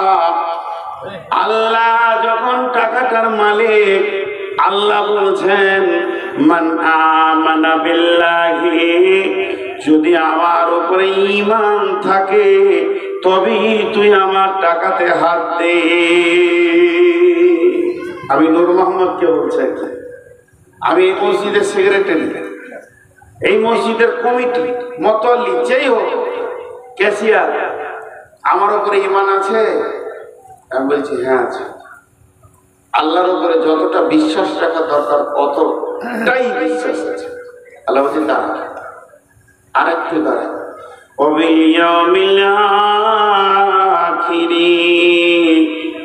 কঠিন কিয়ামতের দিনে তোর বিশ্বাস আছে কি বল? আবার আল্লাহ আমাকে দ্বিতীয় প্রশ্ন করলেন, কঠিন কিয়ামতের দিনের ব্যাপারে তোর বিশ্বাস আছে কি বল? আমি বললাম আল্লাহ হ্যাঁ আছে। তাহলে কিয়ামতের দিনটার নাম বল। কিয়ামতের নাম কিয়ামত, কিয়ামতের নাম মাহশর, কিয়ামতের নাম ইয়াউম, কিয়ামতের নাম ইয়াউমুল আযীম, কিয়ামতের নাম ইয়াউমুল ফসল, কিয়ামতের নাম কারিয়া, কিয়ামতের নাম হাক্কা, কিয়ামতের নাম সালা, কিয়ামতের একটা নাম হচ্ছে ইয়াউমুল হিসাব, সেটা হিসাবের দিন। ইয়াউমুল ফসল, সেটা জুদাইয়ের দিন। সেটা কিসের দিন বললাম? কিয়ামতের দিনটা কি দিন বললাম? হিসাবের দিন। সকলে জোরে বলেন কিসের দিন? তাহলে আপনার সঙ্গে আমি দীর্ঘদিন বিজনেস করছি, আপনি আমার মহাজন, আমি আপনার কাস্টমার, এর হিসাবও হবে। এর হিসাব যখন হবে তখন এই মসজিদের আজকে রাতে কালেকশন হয়েছে 5 লক্ষ টাকা, আর আমি ক্যাশিয়ার মসজিদের টাকা। আচ্ছা, ক্যাশিয়ার আবার রাগ করেন না, এখানে যে ক্যাশিয়ার আছে সে আবার রাগ করেন না। আমি টাকাগুলো নিয়ে গিয়ে বাড়িতে রাখলাম, যথারীতি মসজিদের যেমন কাজ করার সেরকম করলাম। আল্লাহ বলছে নিশ্চিত থাকবে। কেন? দেখবেন মাদ্রাসা, অনেকে বলে নূর মোহাম্মদ কেন মাদ্রাসা করেনি। আমি 3 বার মাদ্রাসা করেছি, কেউ জানে না। 3 বার মাদ্রাসা করে 3 বার তুলে দিয়েছি মাদ্রাসা, জায়গাগুলো দেখিয়ে দিই। প্রভাব আছে, কালেকশন করে নিয়ে আসছি। সেক্রেটারি বলছে, ক্যাশিয়ার বলছে টাকাটা দেওয়ার পর তোমাকে আর দেখতে হবে না, তুমি যা করছো করো। লুটেরা, লুটেরা, ভালো ভাষায় বলে দিচ্ছি, লুটপাট করে খেতে চেয়েছে। 3 বার বেরিয়েছে। এবছরকার রিপোর্ট নেবেন একটা, গ্রামের মাদ্রাসাটা আমার ঘরে দিয়েছে তো ফেসবুকে দেওয়াতে ছেলেরা ফোন করছে, আমি আবু দাউদ পড়ি, আমি নাসাই পড়ি, আমি ইবনে মাজাহ পড়ি, আমি মিসকাত পড়ি। প্রটোকল আবার চলে আয় রে বাপ, যত আছে পরীক্ষা লিচি, কায়দা বুগদাদি পড়তে পারবে না। আবু দাউদের ছেলেকে জিজ্ঞাসা করা হয়েছে, আপনারা যারা আলেম বুঝতে পারবেন, যে বিসমিল্লাহটা তারকিব করো, তো বলছে বাহার পে যার ইসমে মাসদার। আবু দাউদ করেছে, যারা আলিম তারা বুঝতে পারলেন এটা কি বললাম। ও ক্লাস 1-এর উপযুক্ত নয়, তাহলে আজকে চুয়াপুকুর মাদ্রাসা, আজকে লালগোলা মাদ্রাসা, আজকে এরকম যত মাদ্রাসা আছে, চুয়াপুকুর বলছি মানে এটা খারাপ আমি বলছি না, আমি আস্তাগফিরুল্লাহ, মাফ চাইছি, উদাহরণ দিচ্ছি। আজকে আমার মাদ্রাসাটারই কথা বলছি, বছরে 40 লক্ষ টাকা ব্যয় আছে, আর একটা ছেলে আলিফ শিখতে পারেনি। ওই ব্যয়টা আমানত হয়েছে না খেয়ানত হয়েছে? আলেমদেরকে জিজ্ঞেস করো। 22টা একসঙ্গে 24টা ছেলে এলো, মাত্র 3টে ছেলে তার আবু দাউদ নাসাই পড়ে চলে এসছে। 3টে ছেলে ক্লাস 1-এ ভর্তি হলো। ওদেরকে বোঝানো হলো, বলে হুজুর যে ক্লাসে নেবেন ওটাতেই হবো, আমরা আলেম হতে চাই। আর বাকিগুলো কেটে পড়লো, কেটে পড়। টিকছেন, আমি বলে দিয়েছি 10টা শিক্ষক আছে, 10টা শিক্ষক থাকবে, 3টে ছেলে থাকবে, 3টে। 10টা শিক্ষকের বেতন দিব, 3টে ছেলে থাকবে। অভিভাবকদেরকে বলছি, বিশেষ করে আপনাদের হাতগুলো ধরছি, পাগুলো ধরছি, মাসে 3 বার সুগার চেক করেন। যে ছেলেগুলো কলেজে, ইউনিভার্সিটিতে, মিশনে পড়ছে, তাদের রেজাল্টটা 2 বার পড়ে দেখেন যে আমার ছেলে কত নাম্বার পেয়েছে, খোঁজ নেন। আর যেটা মাদ্রাসায় পড়ছে, খালি অপেক্ষা করছেন যে কবে মাংস ভাত খাবার, ছেলের মাথায় পাগড়ি লাগবে, কিন্তু আসলে ছেলের ভিতরে কিছু ঢুকছে না, এ খবর আপনি নাই। নিয়ে আসেন আপনার ছেলেকে চুয়াপুকুর মাদ্রাসায়, নিয়ে আসেন আপনার ছেলে কোন মাসে পড়ছে, আমি এখানকার হেড মৌলানাকে দিয়ে আপনার ছেলেটাকে টেস্ট করে দিব, দেখবেন ক্লাস 1-এর উপযুক্ত নয়। তবে সবগুলি কি তা নয়, সবগুলি কি তা নয়। তো আল্লাহ তাবারক ওয়া তাআলা বলছেন যে শোন, সেটা হিসাবের দিন, সেই দিন হিসাব হবে আমানতের খেয়ানতি। কেমন? একবার মাদ্রাসার হিসাবে বসলেন, জি এটা আমার বেটার বাড়ি, এটা আমার মেয়ের বাড়ি, ওটা আমার ছোট বেটা, এটা বড় বেটার বাড়ি বানালাম, আমি আব্বা দাঁড়িয়ে বানালাম। ছেলেরা বিদেশে কাজ করে, বাড়ি বানাতে গিয়ে মিস্ত্রি বলল 20 প্যাকেট সিমেন্ট লাগবে। চলে গেলাম বাস স্ট্যান্ডে, সিমেন্টগুলো একটা গাড়িতে চাপালাম, মেশিন ভ্যানে বুটবুটিতে চাপালাম। গাড়িওয়ালা বলছে 20 প্যাকেট একসঙ্গে যাবে না, 50 প্যাকেট যাবে না। আমি বলছি পেছনে ঠেলতে ঠেলতে নিয়ে যাব। সেখানে গেলাম, আসলাম, আমার 1 টাকাও খরচা নাই, কারণ বাড়ি থেকে মুড়ি খেয়ে চা খেয়ে গেছে, আবার বাড়িতে এসে রুটি খাবো, কোনো খরচা নাই। যে আমি বাড়িটাকে তিলে তিলে লিভার বাঁচাচ্ছি, তিলে তিলে পয়সা বাঁচাচ্ছি, তিলে তিলে টাকাকে বাঁচিয়ে সুন্দর বাড়িটা বানালাম। আর যখনই মসজিদের দায়িত্বটা আমাকে দিয়ে দিল, আমি এবার ভাউচার বানাচ্ছি। চুয়াপুকুর টোটো ভাড়া হচ্ছে 10 টাকা, আবার ডাউন ভাড়া হচ্ছে 10 টাকা, 10 ব্যাগ সিমেন্টের দাম হলো 4000 টাকা, আর আমার টিফিনের ভাউচার হচ্ছে 550 টাকা। আল্লাহ বোঝায় হলার মাপব, কারণ সেটা কিয়ামতের দিন। এর জন্য আল্লাহ কোরআনে বলছে, এই টাকাটা তুই হাত ধরে নূর মোহাম্মদ, যদি তোর কিয়ামতের বিশ্বাস থাকে, তুই জুমার দিনে লোককে হিসাব বুঝিয়ে দিবি। গায়ের লোক বলবে নূর মোহাম্মদ ভালো ছেলে, টাকা মেরে খায়নি, কিন্তু মসজিদের তিলে তিলে হিসাবে এ টাকা ওই লোকগুলির টাকা নয়, ওরা আমাকে দিয়ে দিয়েছে, ওরা আমার কাছে কিয়ামতের দিনে বুঝে নিবে, আমাকে পরিশোধ ওদেরকে করতে হবে। এখন এই টাকা আল্লাহর টাকা, এই নোট 3টে পড়ে রয়েছে আল্লাহর, আমি তার গোলাম, টাকাটা নিতে এলাম। আল্লাহ বলছে ঈমান থাকে তো নে, আখিরাত যদি বিশ্বাস করিস তো তুই টাকাতে হাত দে। কারণ পৃথিবীতে যতবার তুই হিসাব শোনা না কেন মুসাল্লিদেরকে, গাঁওয়ালাকে, এতে আমি আল্লাহ সন্তুষ্ট নয়। কঠিন কিয়ামতের দিনে আমি প্রত্যেকটি মসজিদের ইটের, প্রত্যেকটি সিমেন্টের রডের আমি তিলে তিলে তোর কাছে হিসাব বুঝে নিব। 3 নম্বর বলছে ওয়াকামাস সালাতা, তুই নামাজ পড়িস কিনা বল। যদি নামাজ পড়িস তো আমার মসজিদের দায়িত্ব নিবি। নামাজ না পড়লে তোর মতো বেঈমানকে কেমন আযাব দিতে হয় আমি রেডি হয়ে আছি। কারণ জবরদস্তি করে সমাজে নাম নেওয়ার জন্য তুমি মসজিদের মোতাল্লি কমিটি হয়ে থাকবে, আমি আল্লাহ ছেড়ে দিব না। তোমাকে 5 ওয়াক্তের নামাজই পড়তে হবে। আমি একটা প্রশ্ন করব, যে উত্তর দিতে পারবে তাকে, তার কাছে 2000 টাকা নিব।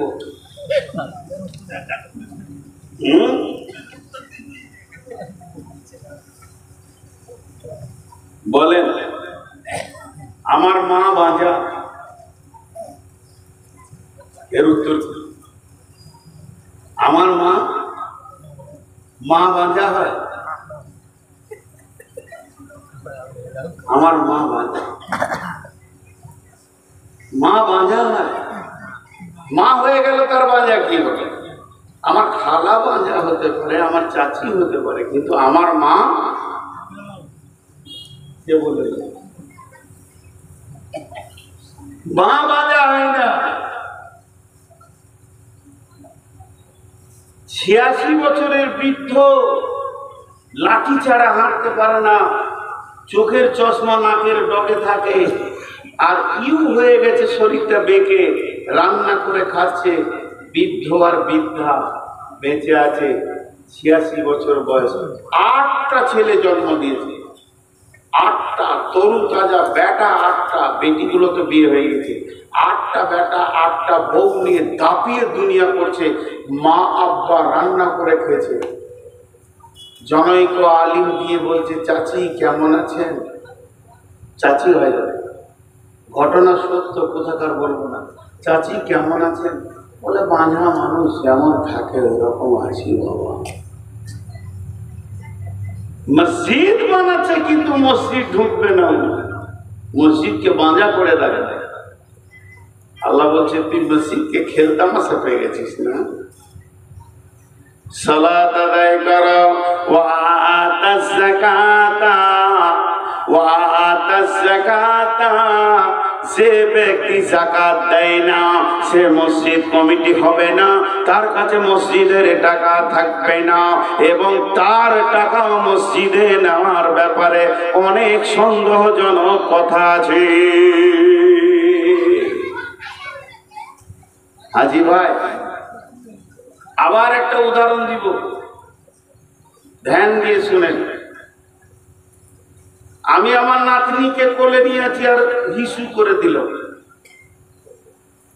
বাচ্চা ছেলে মেয়ে পেচ্ছাপ করে দিল, তো আমার লুঙ্গিটা গোটাই ভিজে গেল। কিন্তু গাড়ি রেডি, 1 মাসের জন্য জালসাই বেরিয়ে যাব উত্তরবঙ্গে।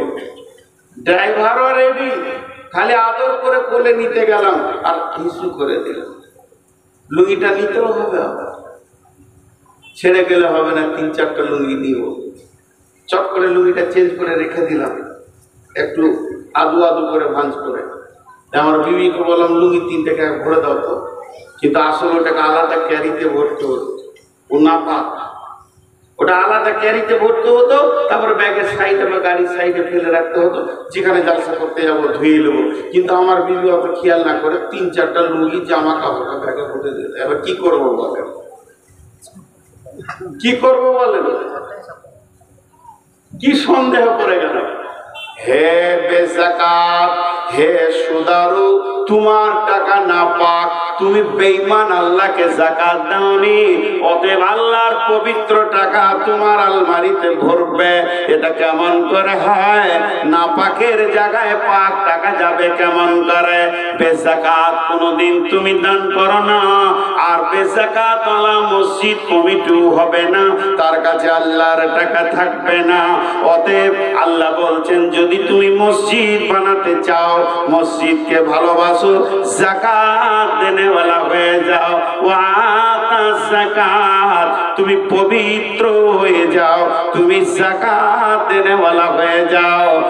তাহলে চারটা হলো: 1 নম্বর আল্লাহর উপরে ঈমান আনো, 2 নম্বরে আখিরাতের উপরে ঈমান আনো, 3 নম্বরে নামাজ পড়ো, 4 নম্বরে যাকাত দাও, 5 নম্বরে ওয়ালাম ইয়াখশা ইল্লাল্লাহ, আল্লাহ ছাড়া পৃথিবীর কাউকে ভয় করিও না।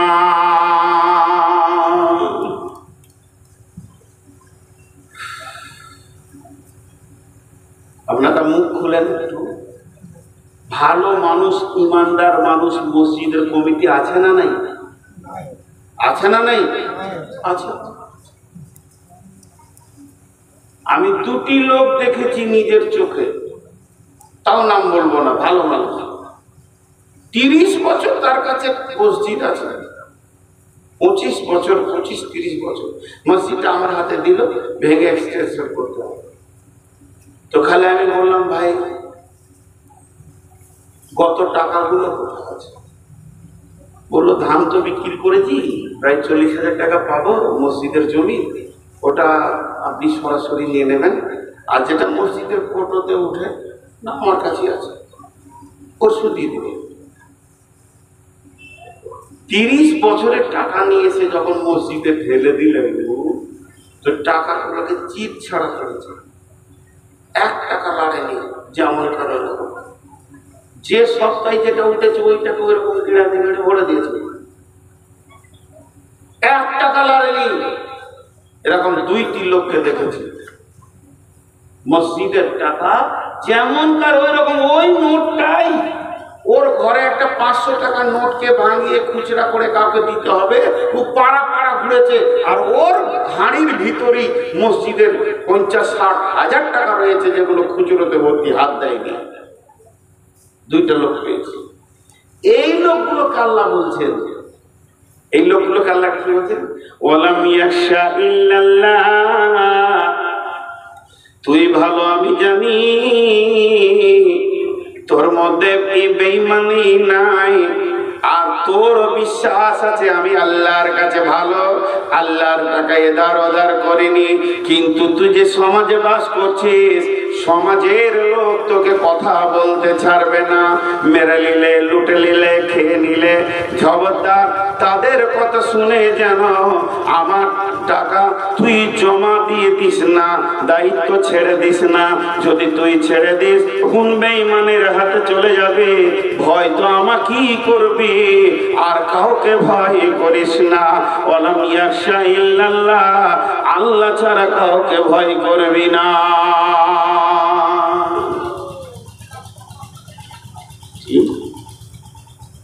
আজকে আমাদের অবস্থা কি? বিশ্বনবী মক্কা থেকে যখন মদিনা গেলেন, 13 রাত 12 রাত 13 দিন তিনি সফর করেছিলেন। জেদ্দা উপকূল হয়ে লোহিত সাগরের একদম কিনারা ধরে বিশ্বনবী মদিনা মানবরায় গিয়ে পৌঁছালেন। মদিনাওয়ালা বলছেন, ইয়া রাসূলুল্লাহ আমার ঘরে আসেন, ইয়া রাসূলুল্লাহ আসেন। নারী পুরুষ সবাই যেন রসুলের সামনে হাজির। তখন পর্দার আয়াত নাজিল হয়নি। বিশ্বনবী বললেন, আমি আমার উটের লাগাম ধরব না, আমার উট যেদিকেই যাবে আমি তার ঘরে গিয়ে মেহমান হয়ে যাব। হযরত আবু আইয়ুব আনসারীর বাড়িতে একদম পশ্চিম দক্ষিণ কোণে মদিনার এক পাশে তার ঘরে বিশ্বনবী মেহমান হয়ে গেলেন। তারপরে নবীজি বললেন, হে আমার সাহাবীরা, আমি একটা মসজিদ বানানোর প্ল্যান নিয়েছি, তোমরা আমার সঙ্গে উদ্যম হয়ে যাও। সেই মসজিদের তিনি ভিত রাখলেন এবং ভিত রাখার পর তিনি বললেন, কেউ যদি এই মসজিদে এসে 2 রাকাত নামাজ পড়ে সে 2টি কবুল উমরা হজের নেকি পাবে। সেই মসজিদটার নাম হলো মসজিদে কুবা। এরপরে বিশ্বনবী বললেন, আমি আর একটা মসজিদ বানাবো, যে মসজিদটা হবে সারা পৃথিবীর দাওয়াতের সেন্টার, তবলিগের সেন্টার। সেখান থেকে তবলিগের বিদ্যুৎ যেন চারিদিকে কেবেলে ধরতে থাকবে। সেই মসজিদটার নাম মসজিদে নববী। বিশ্বনবী বললেন সাহাবীদেরকে, সাহাবীরা বলেন, ইয়া রাসূলুল্লাহ, ইয়া হাবিবাল্লাহ, আপনি দেখেন কোন জায়গাটা চয়েস করছেন। বিশ্বনবী যে চয়েস করলেন এই জায়গাটা হলেই ভালো হয়। এবার সার্চিং করো, জায়গার মালিককে সার্চিং করতে করতে পাওয়া গেল 2টি এতিম বাচ্চা, তাদের বাবা নাই, 2 জন না বালক। তাদেরকে ডাকা হলো। দয়ার নবী বললেন, সোনামানিক, তাদের গালে হাত দিয়ে, ও সোনামানিক রে, তোমাদের জায়গাটা আমি পছন্দ করেছি, এখানে মসজিদ বানাবো। এবার তোমরা বলো। 2 জনে আনন্দে আত্মহারা হয়ে চোখের পানিতে খুশিতে বলছেন, ইয়া রাসূলুল্লাহ, আল্লাহর জন্য ওয়াকফ করে দিলাম। নবীজি বললেন, আলহামদুলিল্লাহ, কবুল করে নিলাম, তবে কিছু মাল না দিয়ে আমি মসজিদ বানাবো না। এবার বিশ্বনবী তাদেরকে কিছু মাল দেওয়ার চিন্তা ভাবনা নিলেন। ওই 2 ভাইকে তাদের হাতে কিছু অর্থ ধরিয়ে দিলেন। কেন অর্থ ধরালেন এ ব্যাপারে ইতিহাসবিদরা লিখেছেন, তা তো ফ্রি দিয়ে দিয়েছিল, কিন্তু অর্থ দেওয়ার কারণ বিশ্বনবী দেখলেন যদি সামান্যতম মাল না দিই, এমনিতেই এতিম, তারপরে কাফের বেঈমানেরা বলবে নবী মুহাম্মদ জবরদখল করে এতিমের মাল, ওদের কোনো শক্তি ছিল না, ছিনিয়ে নিয়ে মসজিদ বানিয়েছে। এই কলঙ্কটা পৃথিবীর বুকে হতে দিব না, ইতিহাসকে নোংরা করতে দিব না। তাই তাদের হাতে কিছু অর্থ ধরিয়ে দিয়ে ওই জায়গায় মসজিদ বানালেন, যে মসজিদটার নাম হচ্ছে মসজিদে নববী। কিছু না হলেও ছাদের ভিতরে 10 থেকে 15 লক্ষ লোক নামাজ পড়বে। এই মসজিদটা বর্তমান সরকার যা আছে এর আরো ডবল বানানোর জন্য উঠে বেড়ে লেগেছে। সমস্ত হোটেল, 5 স্টার 7 স্টার হোটেলগুলো ভেঙে চুরমার করে দিয়ে মসজিদ বানানোর কাজে নেমেছে। অতএব বন্ধুরে, মসজিদ এমন একটা জিনিস, আল্লাহর ঘর।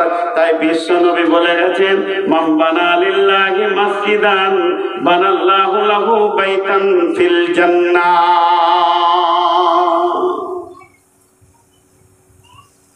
পৃথিবীতে যে মসজিদ বানাবে আল্লাহ তার জান্নাতের ঘর বানাবে, আল্লাহ তার জান্নাতের ঘর বানাবে। এখান থেকে আপনার জান্নাত বেড়ে যাবে।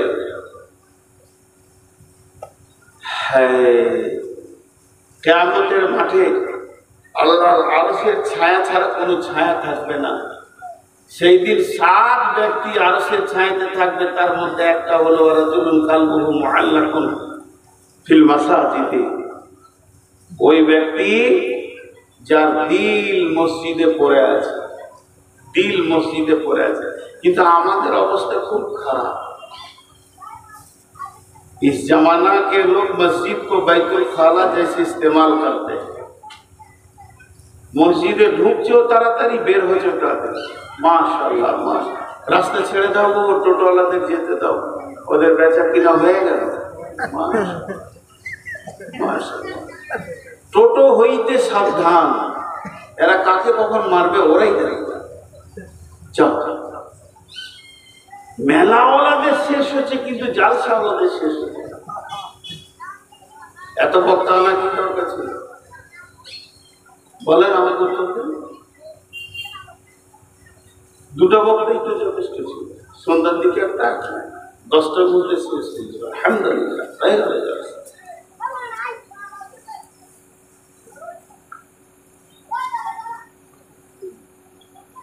জি, আল্লাহ রাসূল বলছেন আরশের ছায়াতে থাকবে।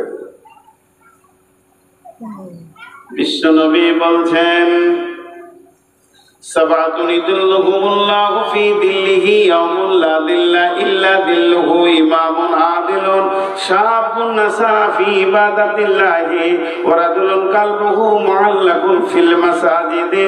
ওই ব্যক্তিটা যার অন্তরটা মসজিদে টাঙা আছে, হৃদয়টা যেন মসজিদে পড়ে আছে, হাটে আছে তো মসজিদে, বাজারে আছে তো মসজিদে, ঘাটে আছে তো মসজিদে, তার মন যেন মসজিদে পড়ে আছে। কখন আজান হবে, কখন যাব, এর দুনিয়াটা হবে মসজিদওয়ালা দুনিয়া, এর দুনিয়াটা হবে মসজিদওয়ালা দুনিয়া। আর আমরা যে 10 মিনিট ঘুমছি, দিল যেন ছটফট করছে কতক্ষণ মসজিদ থেকে বের হব। এটা দুনিয়াওয়ালা মসজিদ হয়ে গেছে। এই মসজিদের ব্যাপারে আল্লাহ তাবারাক ওয়া তাআলা নবী বলছেন যে মসজিদ কি জিনিস শুনে নাও, মসজিদ কি জিনিস শুনে নাও। এমন একটা জামানা আসবে ওয়াজাহারাতিল আসওয়াতু ফিল মাসাজিদে, মসজিদে জোরে জোরে দুনিয়ার গল্প করবে, মসজিদকে ক্লাব ঘর বানাবে, বটখানা বানাবে। বন্ধুরা আমার, তা নয়, মসজিদ এমন একটা ঘর যা আল্লাহর ঘর। আল্লাহর ঘরকে অন্তর হৃদয় দিয়ে বানাতে হবে। এবার চুয়া পুকুরের লোকদেরকে একটা কথা বলছি, শুধু চুয়া পুকুর, বাইরে গায়ের লোক আছে ওদেরকে বলছি না, কিন্তু মুসলিম হিসেবে আবার সবাইকে বলছি। এই যে মসজিদটা আপনারা যে ওয়াক্তে মসজিদটাকে মানে ভেঙে আবার বানাবেন, এই মসজিদের আয়াতে কতগুলি ঘর আছে?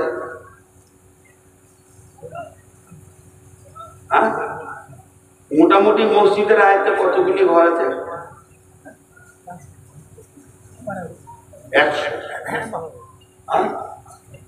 100-150 একটা ঘটনা শোনায় আপনাদেরকে, সত্য ঘটনা। আমাদের এলাকায় বিরালি বুঝেন, জ্ঞানবী সালাম আলাইকুম, 700 ঘরের গ্রাম, গোটাটাই বিরালি, 600-700 ঘর। তার মধ্যে 85 থেকে 86 ঘর আকিদা চেঞ্জ করে নিয়েছে। হঠাৎ ওরা অবাক, ওরা সব চলে এসছে সহি আকিদার উপরে। তোদের কার মসজিদে উঠতে দেয় না, তোরা বেরিয়ে যায়। এবার গায়ে যতই হোক পারবে, বলছে মসজিদ তোদের একা নয়, তো ওই মসজিদ যদি নিবি, মসজিদের যেটা জায়গা আছে ওটা আমাদেরকে দেবে। আমরা মসজিদ বানিয়ে নিই, একটা মিউচুয়াল হয়ে ওদেরকে একটা জায়গা দিয়ে ওদেরকে আলাদা করে দিয়েছে। ওরা এখন ধান্দা করছে যে নূর মোহাম্মদকে নিয়ে আসবো তো মসজিদ হয়ে যাবে, 2-3টে মসজিদ বানিয়েছে। কিন্তু আমি যে লোকের কাছে ভেঙে বানাচ্ছি, আমি তো আর ধরেন বিদেশ থেকে টাকা, বড় বড় কোম্পানির টাকা তো আমার কাছে নেই, আমি লোকের কাছে দরজায় চেয়েছে বানাচ্ছি। তা আমাকে নিয়ে গেল, এরকম বায়ান করলাম, মহিলারাও বায়ান শুনছিল। খালি ওদেরকে একটা কথা আমি বলেছি, 80টা লোকের 80টা ঘর, 80টা লোকের 80টা ঘর, সবাই নিজে নিজে ঘর আছে না নেই? আর 80টা লোকের একটা ঘর, পয়সা কেন চাইবে? বাইরে গায়ের লোকের কাছে পয়সা কেন চাইবে? আজকে চুয়া পুকুরের লোকগুলোকে আমি মুসলমান হিসেবে দাবি রেখে বলছি, আবদার করে বলছি, 150টা লোকের একটা ঘর। কি জানতে দিব লোককে, কখন 2 তলা হয়ে মার্বেল লেগে যাবে? 150টা লোকের একটা ঘর, 1 লক্ষ করে টাকা দেবে, 1.5 কোটি টাকা, 50,000 দিলে 75 লক্ষ টাকা। কেন দিবেন না? দিবেন নাটা কেন? এটা আল্লাহর ঘর, আপনার পাড়ার, আপনার। আবদার করেন। জি, আজকে জুমার খুতবা খুব কষ্ট করে উঠেছি। জামাই বললাম আপনি খুতবা দেন, উঠলাম, খালি বললাম যে 275 ঘর আছে, 1000 করে টাকা 1 সপ্তাহ 1 মাসের মধ্যে ফেলে দাও, 1000 করে নিলাম। যে দেবে না তার বাড়িতে আমি হামলা করব। টাকা দিতে শুরু করেছে। মসজিদের একটা বড় সাবমার্সেল করে, আমাদের দিকে একটা সাবমার্সেল 70-80-90 হাজার টাকা খরচা হবে, কিন্তু বাৎসরিক 40 থেকে 50 হাজার টাকা ইনকাম আছে। সাবমার্সেলটা বসাবো, 4খানা সাবমার্সেল বসিয়ে দেবো মাঠে মসজিদের নামে, ইনশাআল্লাহ 1.5 লক্ষ টাকা দেখতে হবে না, মসজিদের ইমামের বেতন আরামসে আছে। তো শুধু অঙ্ক করেন, মসজিদটা কত ফুট বাই কত ফুট আছে। আমি মসজিদের কথা বলছি, বিরক্ত হবেন না, যে কাজে এসছি সেই কাজের কথা বলছি। মসজিদটা কত ফুট বাই কত ফুট আছে বলেন, তাও হিসাব নেই।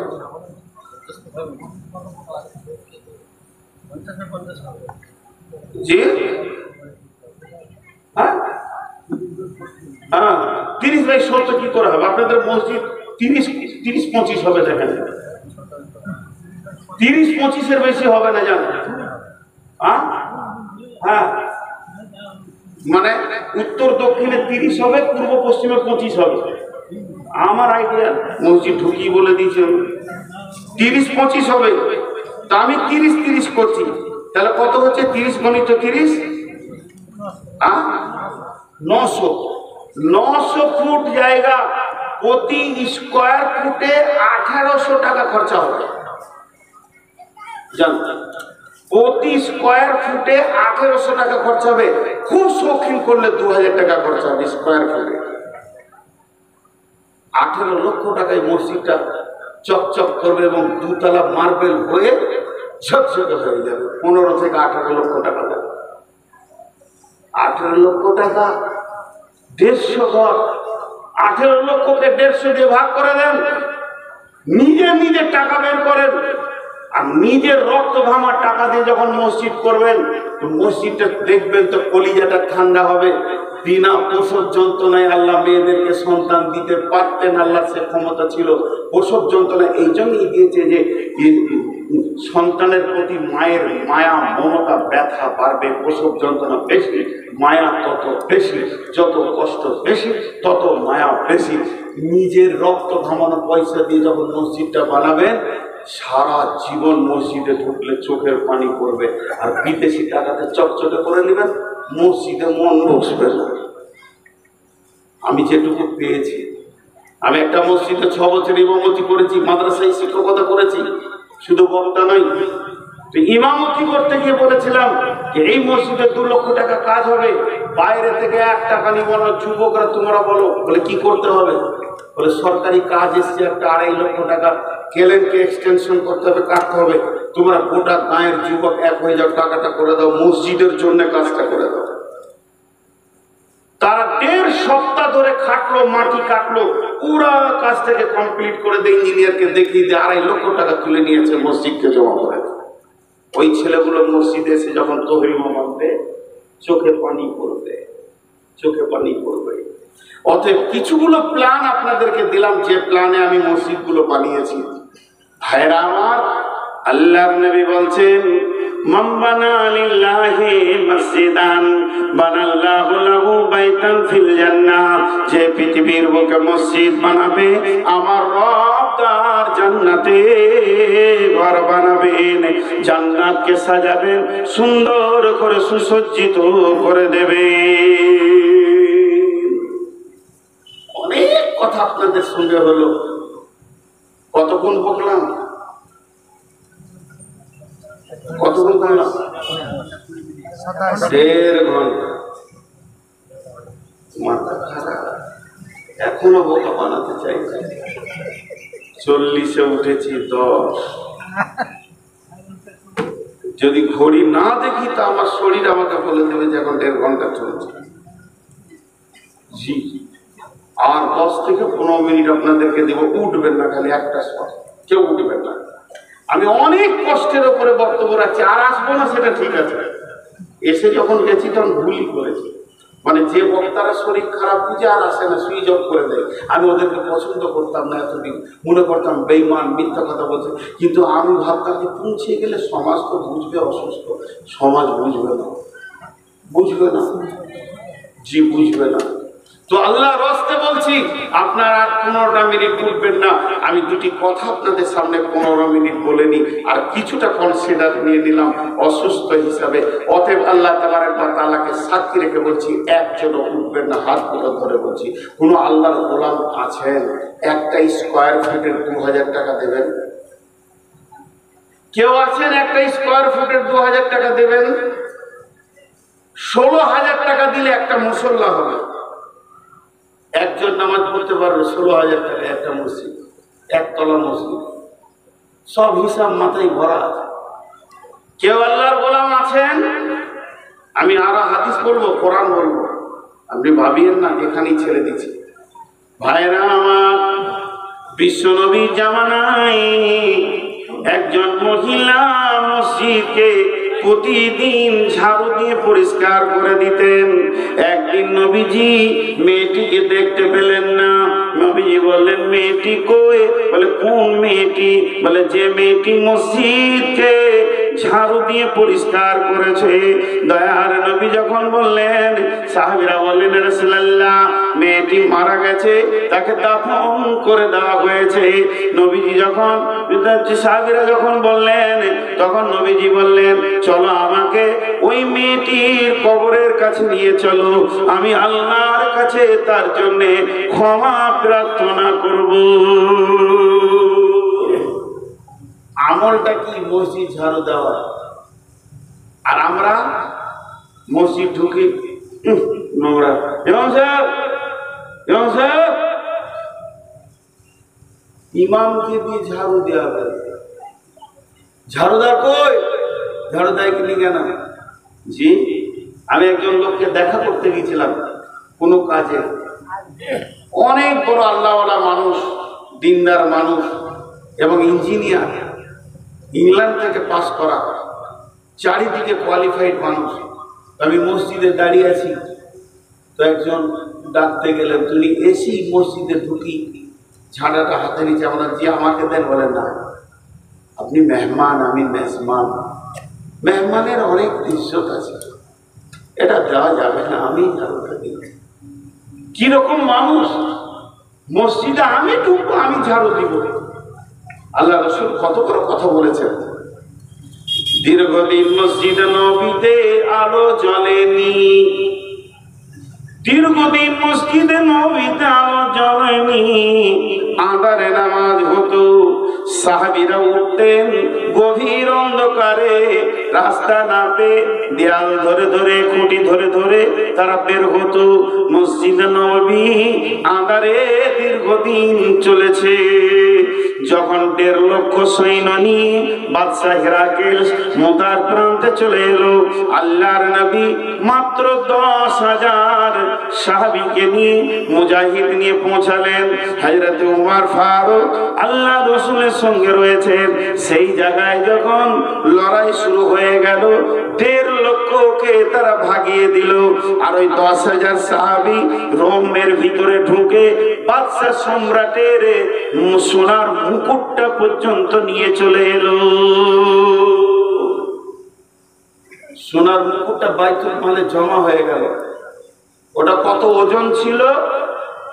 একটা মানুষের ঘাড়ে দিলে ঘাড় রাখতে পারবে না, তার ঘাড় বেঁকে যাবে। ওই জন্যে মুকুটের মাথা থেকে সোনার শিকল দিয়ে ওই কুব্বাতে এরকম যে মিনার আছে সেখানে ঝুলানো থাকতো। বাদশা বসলেই মনে হতো যেন মুকুটটা মাথায় আছে, সোনার পরিমাণ। সেইটা চলে এলো কোথা? মসজিদে নববীর গোডাউনে। সাহাবীরা বীর যোদ্ধারা নিয়ে এলো। একজন সাহাবী গভীর রাত্রিতে উঠেছে, কি করবে? উজু করবে, তাহাজ্জুদ করবে। এই সোনার মুকুটটা পায়ে লেগে গেছে। পায়ে লাগলে একটা সাউন্ড হবে। তো আর একজন শুয়ে বলছে, কিরে কেরে, কিরে কেরে? বলে, আমি। কি লাগলো? সেই মুকুটটা। মালটা যেন আমাদের কাছে কোনো দিলে ইফেক্ট করছে না। আন্ধারে নামাজ চলছে। একজন সাহাবী করলেন কি, একটা মাটির পাত্রে চর্বিকে গলিয়ে দিয়ে একটা কাপড়ের পোলতে বানিয়ে, ফিতা বানিয়ে তাতে আগুন ধরিয়ে দিল। দীপ দীপ দীপ দীপ দীপ দীপ করে প্রদীপটা জ্বলছে। বিশ্ব নবী মসজিদে এসে বলছেন, প্রদীপটাকে জ্বালালে বা কে কাজটা করেছো বলো, কার বুদ্ধিতে কাজটা হয়েছে? সাহাবীরা ওটা বলছেন, ইয়া রাসূলুল্লাহ আমি করেছি। বলে শোনো, তুমি এই কাজটা করে আমার দিলকে জয় করে নিয়েছো, আমাকে আপন বানিয়ে নিয়েছো। তুমি তাহলে শুনে নাও, আজ যদি আমার একটা মেয়ে থাকতো, 4টা আছে, বিয়ে হয়ে গেছে, বিয়ে হতে যদি কেউ বাকি থাকতো, কিংবা যদি 4 জনের মধ্যে কারো বিয়ে হতে বাকি থাকতো, বা 5 নম্বর কোনো থাকতো বিয়ে, তাহলে তোমার সঙ্গে এখনই বিয়ে দিয়ে আমি জামাই বানিয়ে নিতাম। রসুলের চয়েস কাকে? মসজিদে যে আলো জ্বালে ওকে, এখন মসজিদে যদি কেউ ঝাড়ু দেয়, ওকে কোনো মেয়েই বিয়ে করবে ও অচল।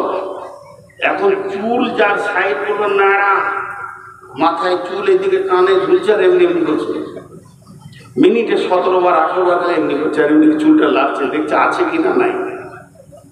ওটাই আমার সমাজে সব থেকে দামি দিক, মানে বর, দামি বর, চয়েস। বিয়ে হওয়ার পর 2 মাসের পরই ঝগড়া, না এইদিকে চলছে না ওদিকে যেছে, শেষ হয়ে গেছে সমাজটা। তো মসজিদ এমন একটি জায়গা, ভাইরা আমার, আমি আপনাদের কাছে বলছি, কেউ আছেন আল্লাহর গোলাম 10,000 20,000 দেনেওয়ালা? 10,000 20,000 দেনেওয়ালা কেউ আছেন? জি বলেন, কেউ আছেন? খুব অল্প সময় আপনাদের কাছে চাই। আপনাদের চাদর আছে, চাদর ঢোকান, আমি ছেড়ে দিব। নামার পরে কোনো বক্তা আছে? থাকবে কেন? জবাই তো আমি হব। বলেন, দেন না গো চাদর, দেন। আরে কেউ নাই, চাদর নিয়ে যাও রে বাবু। যার কাছে যা আছে উজাড় করে দেন। কই রে বাবা, পাড়ার ছেলেরা 2 জন করে চাদর ধরে করো। আমি বলছি ওই চাদরে 10 টাকা করে দেবেন না, মসজিদটাকে বানানোর মতো মানসিকতা নেন সকলে। কেন হবে না? কেন হবে না? বিশেষ করে চুয়াপুকুরের ছেলেদেরকে বলছি, আপনার বাড়ির পাশে যদি 3 কাঠা জায়গা বিক্রি হয়, আপনার জমির পাশে যদি 5 কাঠা জমি বিক্রি হয়, কত কষ্ট করে ওটাকে নিয়ে ফেলবেন, তো কষ্ট করে মসজিদটা বানাতে পারবেন না? আরে সামনে আসছে, ওই দিকে যাওয়া রে বাবা। আচ্ছা, এখন আমার ঘড়িতে বাজছে 20, 12টা 20, একদম 12:30টায় ছেড়ে দেবো, মাত্র 10 মিনিটের কনসিডার। তো আল্লাহর রাস্তে বলছি, কেউ আছেন আল্লাহর বান্দা? দেন আমাকে 5,000 7,000 ওয়ালারা বলেন, একটা নাম লিখেন, আল্লাহর রাস্তে একটা নাম লিখে রাখেন, আল্লাহর রাস্তে একটা নাম লিখেন, 10,000 20,000 একটা নাম লিখেন। আল্লাহর গোলাম কে আছেন? আল্লাহর বান্দা কে আছেন? একটা 10,000 20,000 নাম লিখেন। একটা 5,000 বলেন, এতগুলির ভিতরে একটা 5,000 বলেন। 5,000 গ্রামের যুবকদেরকে বলছি, বিশেষ করে আপনাদের মসজিদ আপনাদের কি বানাতে হবে। আর যে চাদর চললো, টাকাগুলো হাতে রেডি করে নেন, টাকাগুলো হাতে রেডি করে নেন, যাওয়ার সঙ্গে সঙ্গেই দিতে পারবেন। টাকাগুলো হাতে রেডি করে নেন।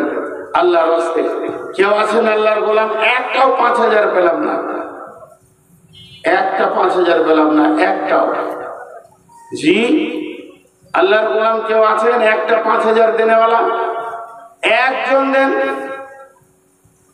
একটাও নাম আসছে। আসলে আমাকে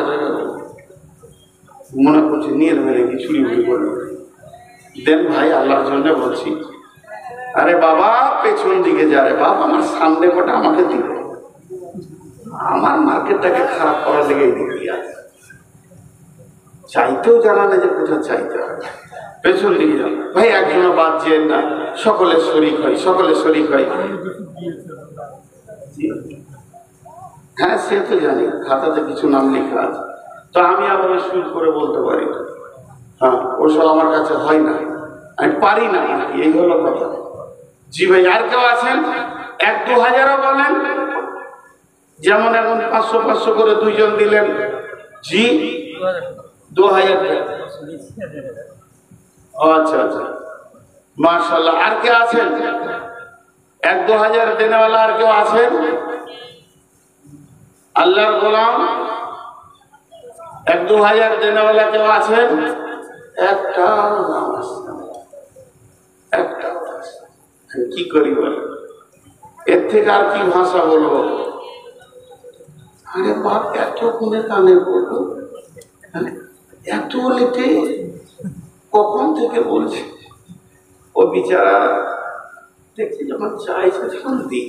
আর কেউ আছেন? এই 1000 দিয়েছে একজন আল্লাহর গোলাম। আর কেউ আছেন 1000 দেনেওয়ালা, 2000 দেনেওয়ালা? যা, 1-2 হাজার দেনেওয়ালা আর কেউ নেই? এখানে চাদর দাও, এখানে আপনারা 10-20 যা দেবেন দিয়ে দেন, হাতে হাতে হাতে হাতে দিয়ে দেন। আচ্ছা শুনেন, আমি আপনাদেরকে দোয়া দিই, দোয়াটা নেন। এই আল্লাহ, তুমি আমাদেরকে মসজিদ বানানোর তৌফিক দাও। আল্লাহ, এই মসজিদটা যেন সুন্দরভাবে হয়ে যায় সেই তৌফিক তুমি আমাদেরকে দাও। এই আল্লাহ, যারা গোপনে দান করে তারা দান যেন এসে এখানে পৌঁছে দেয় সেরকম তৌফিক তুমি দাও। এই আল্লাহ, যতগুলি কথা শুনলাম বা পূর্বের বক্তারা যা বলেছে সেগুলো আমল করার তুমি তৌফিক দাও। এই আল্লাহ, রুজি রোজগারে তুমি বরকত দাও। এমন লোকের কাছে দোয়া করছি আমিন বলছে না, সাংঘাতিক কঠিন জায়গা। এই আল্লাহ, যারা আমাদের মা বাপ ভাই বোন কবরে চলে গেছে আল্লাহ, তাদেরকে তুমি মাফ করো, ক্ষমা করো, রুজি রোজগারে বরকত দাও, হালাল উপার্জন করার তৌফিক দাও। সকলে বলি সুবহানাকা আল্লাহুম্মা ওয়া বিহামদিকা আশহাদু আল্লা ইলাহা ইল্লা আনতা আস্তাগফিরুকা ওয়া আতুবু ইলাইকা। আসসালামু আলাইকুম।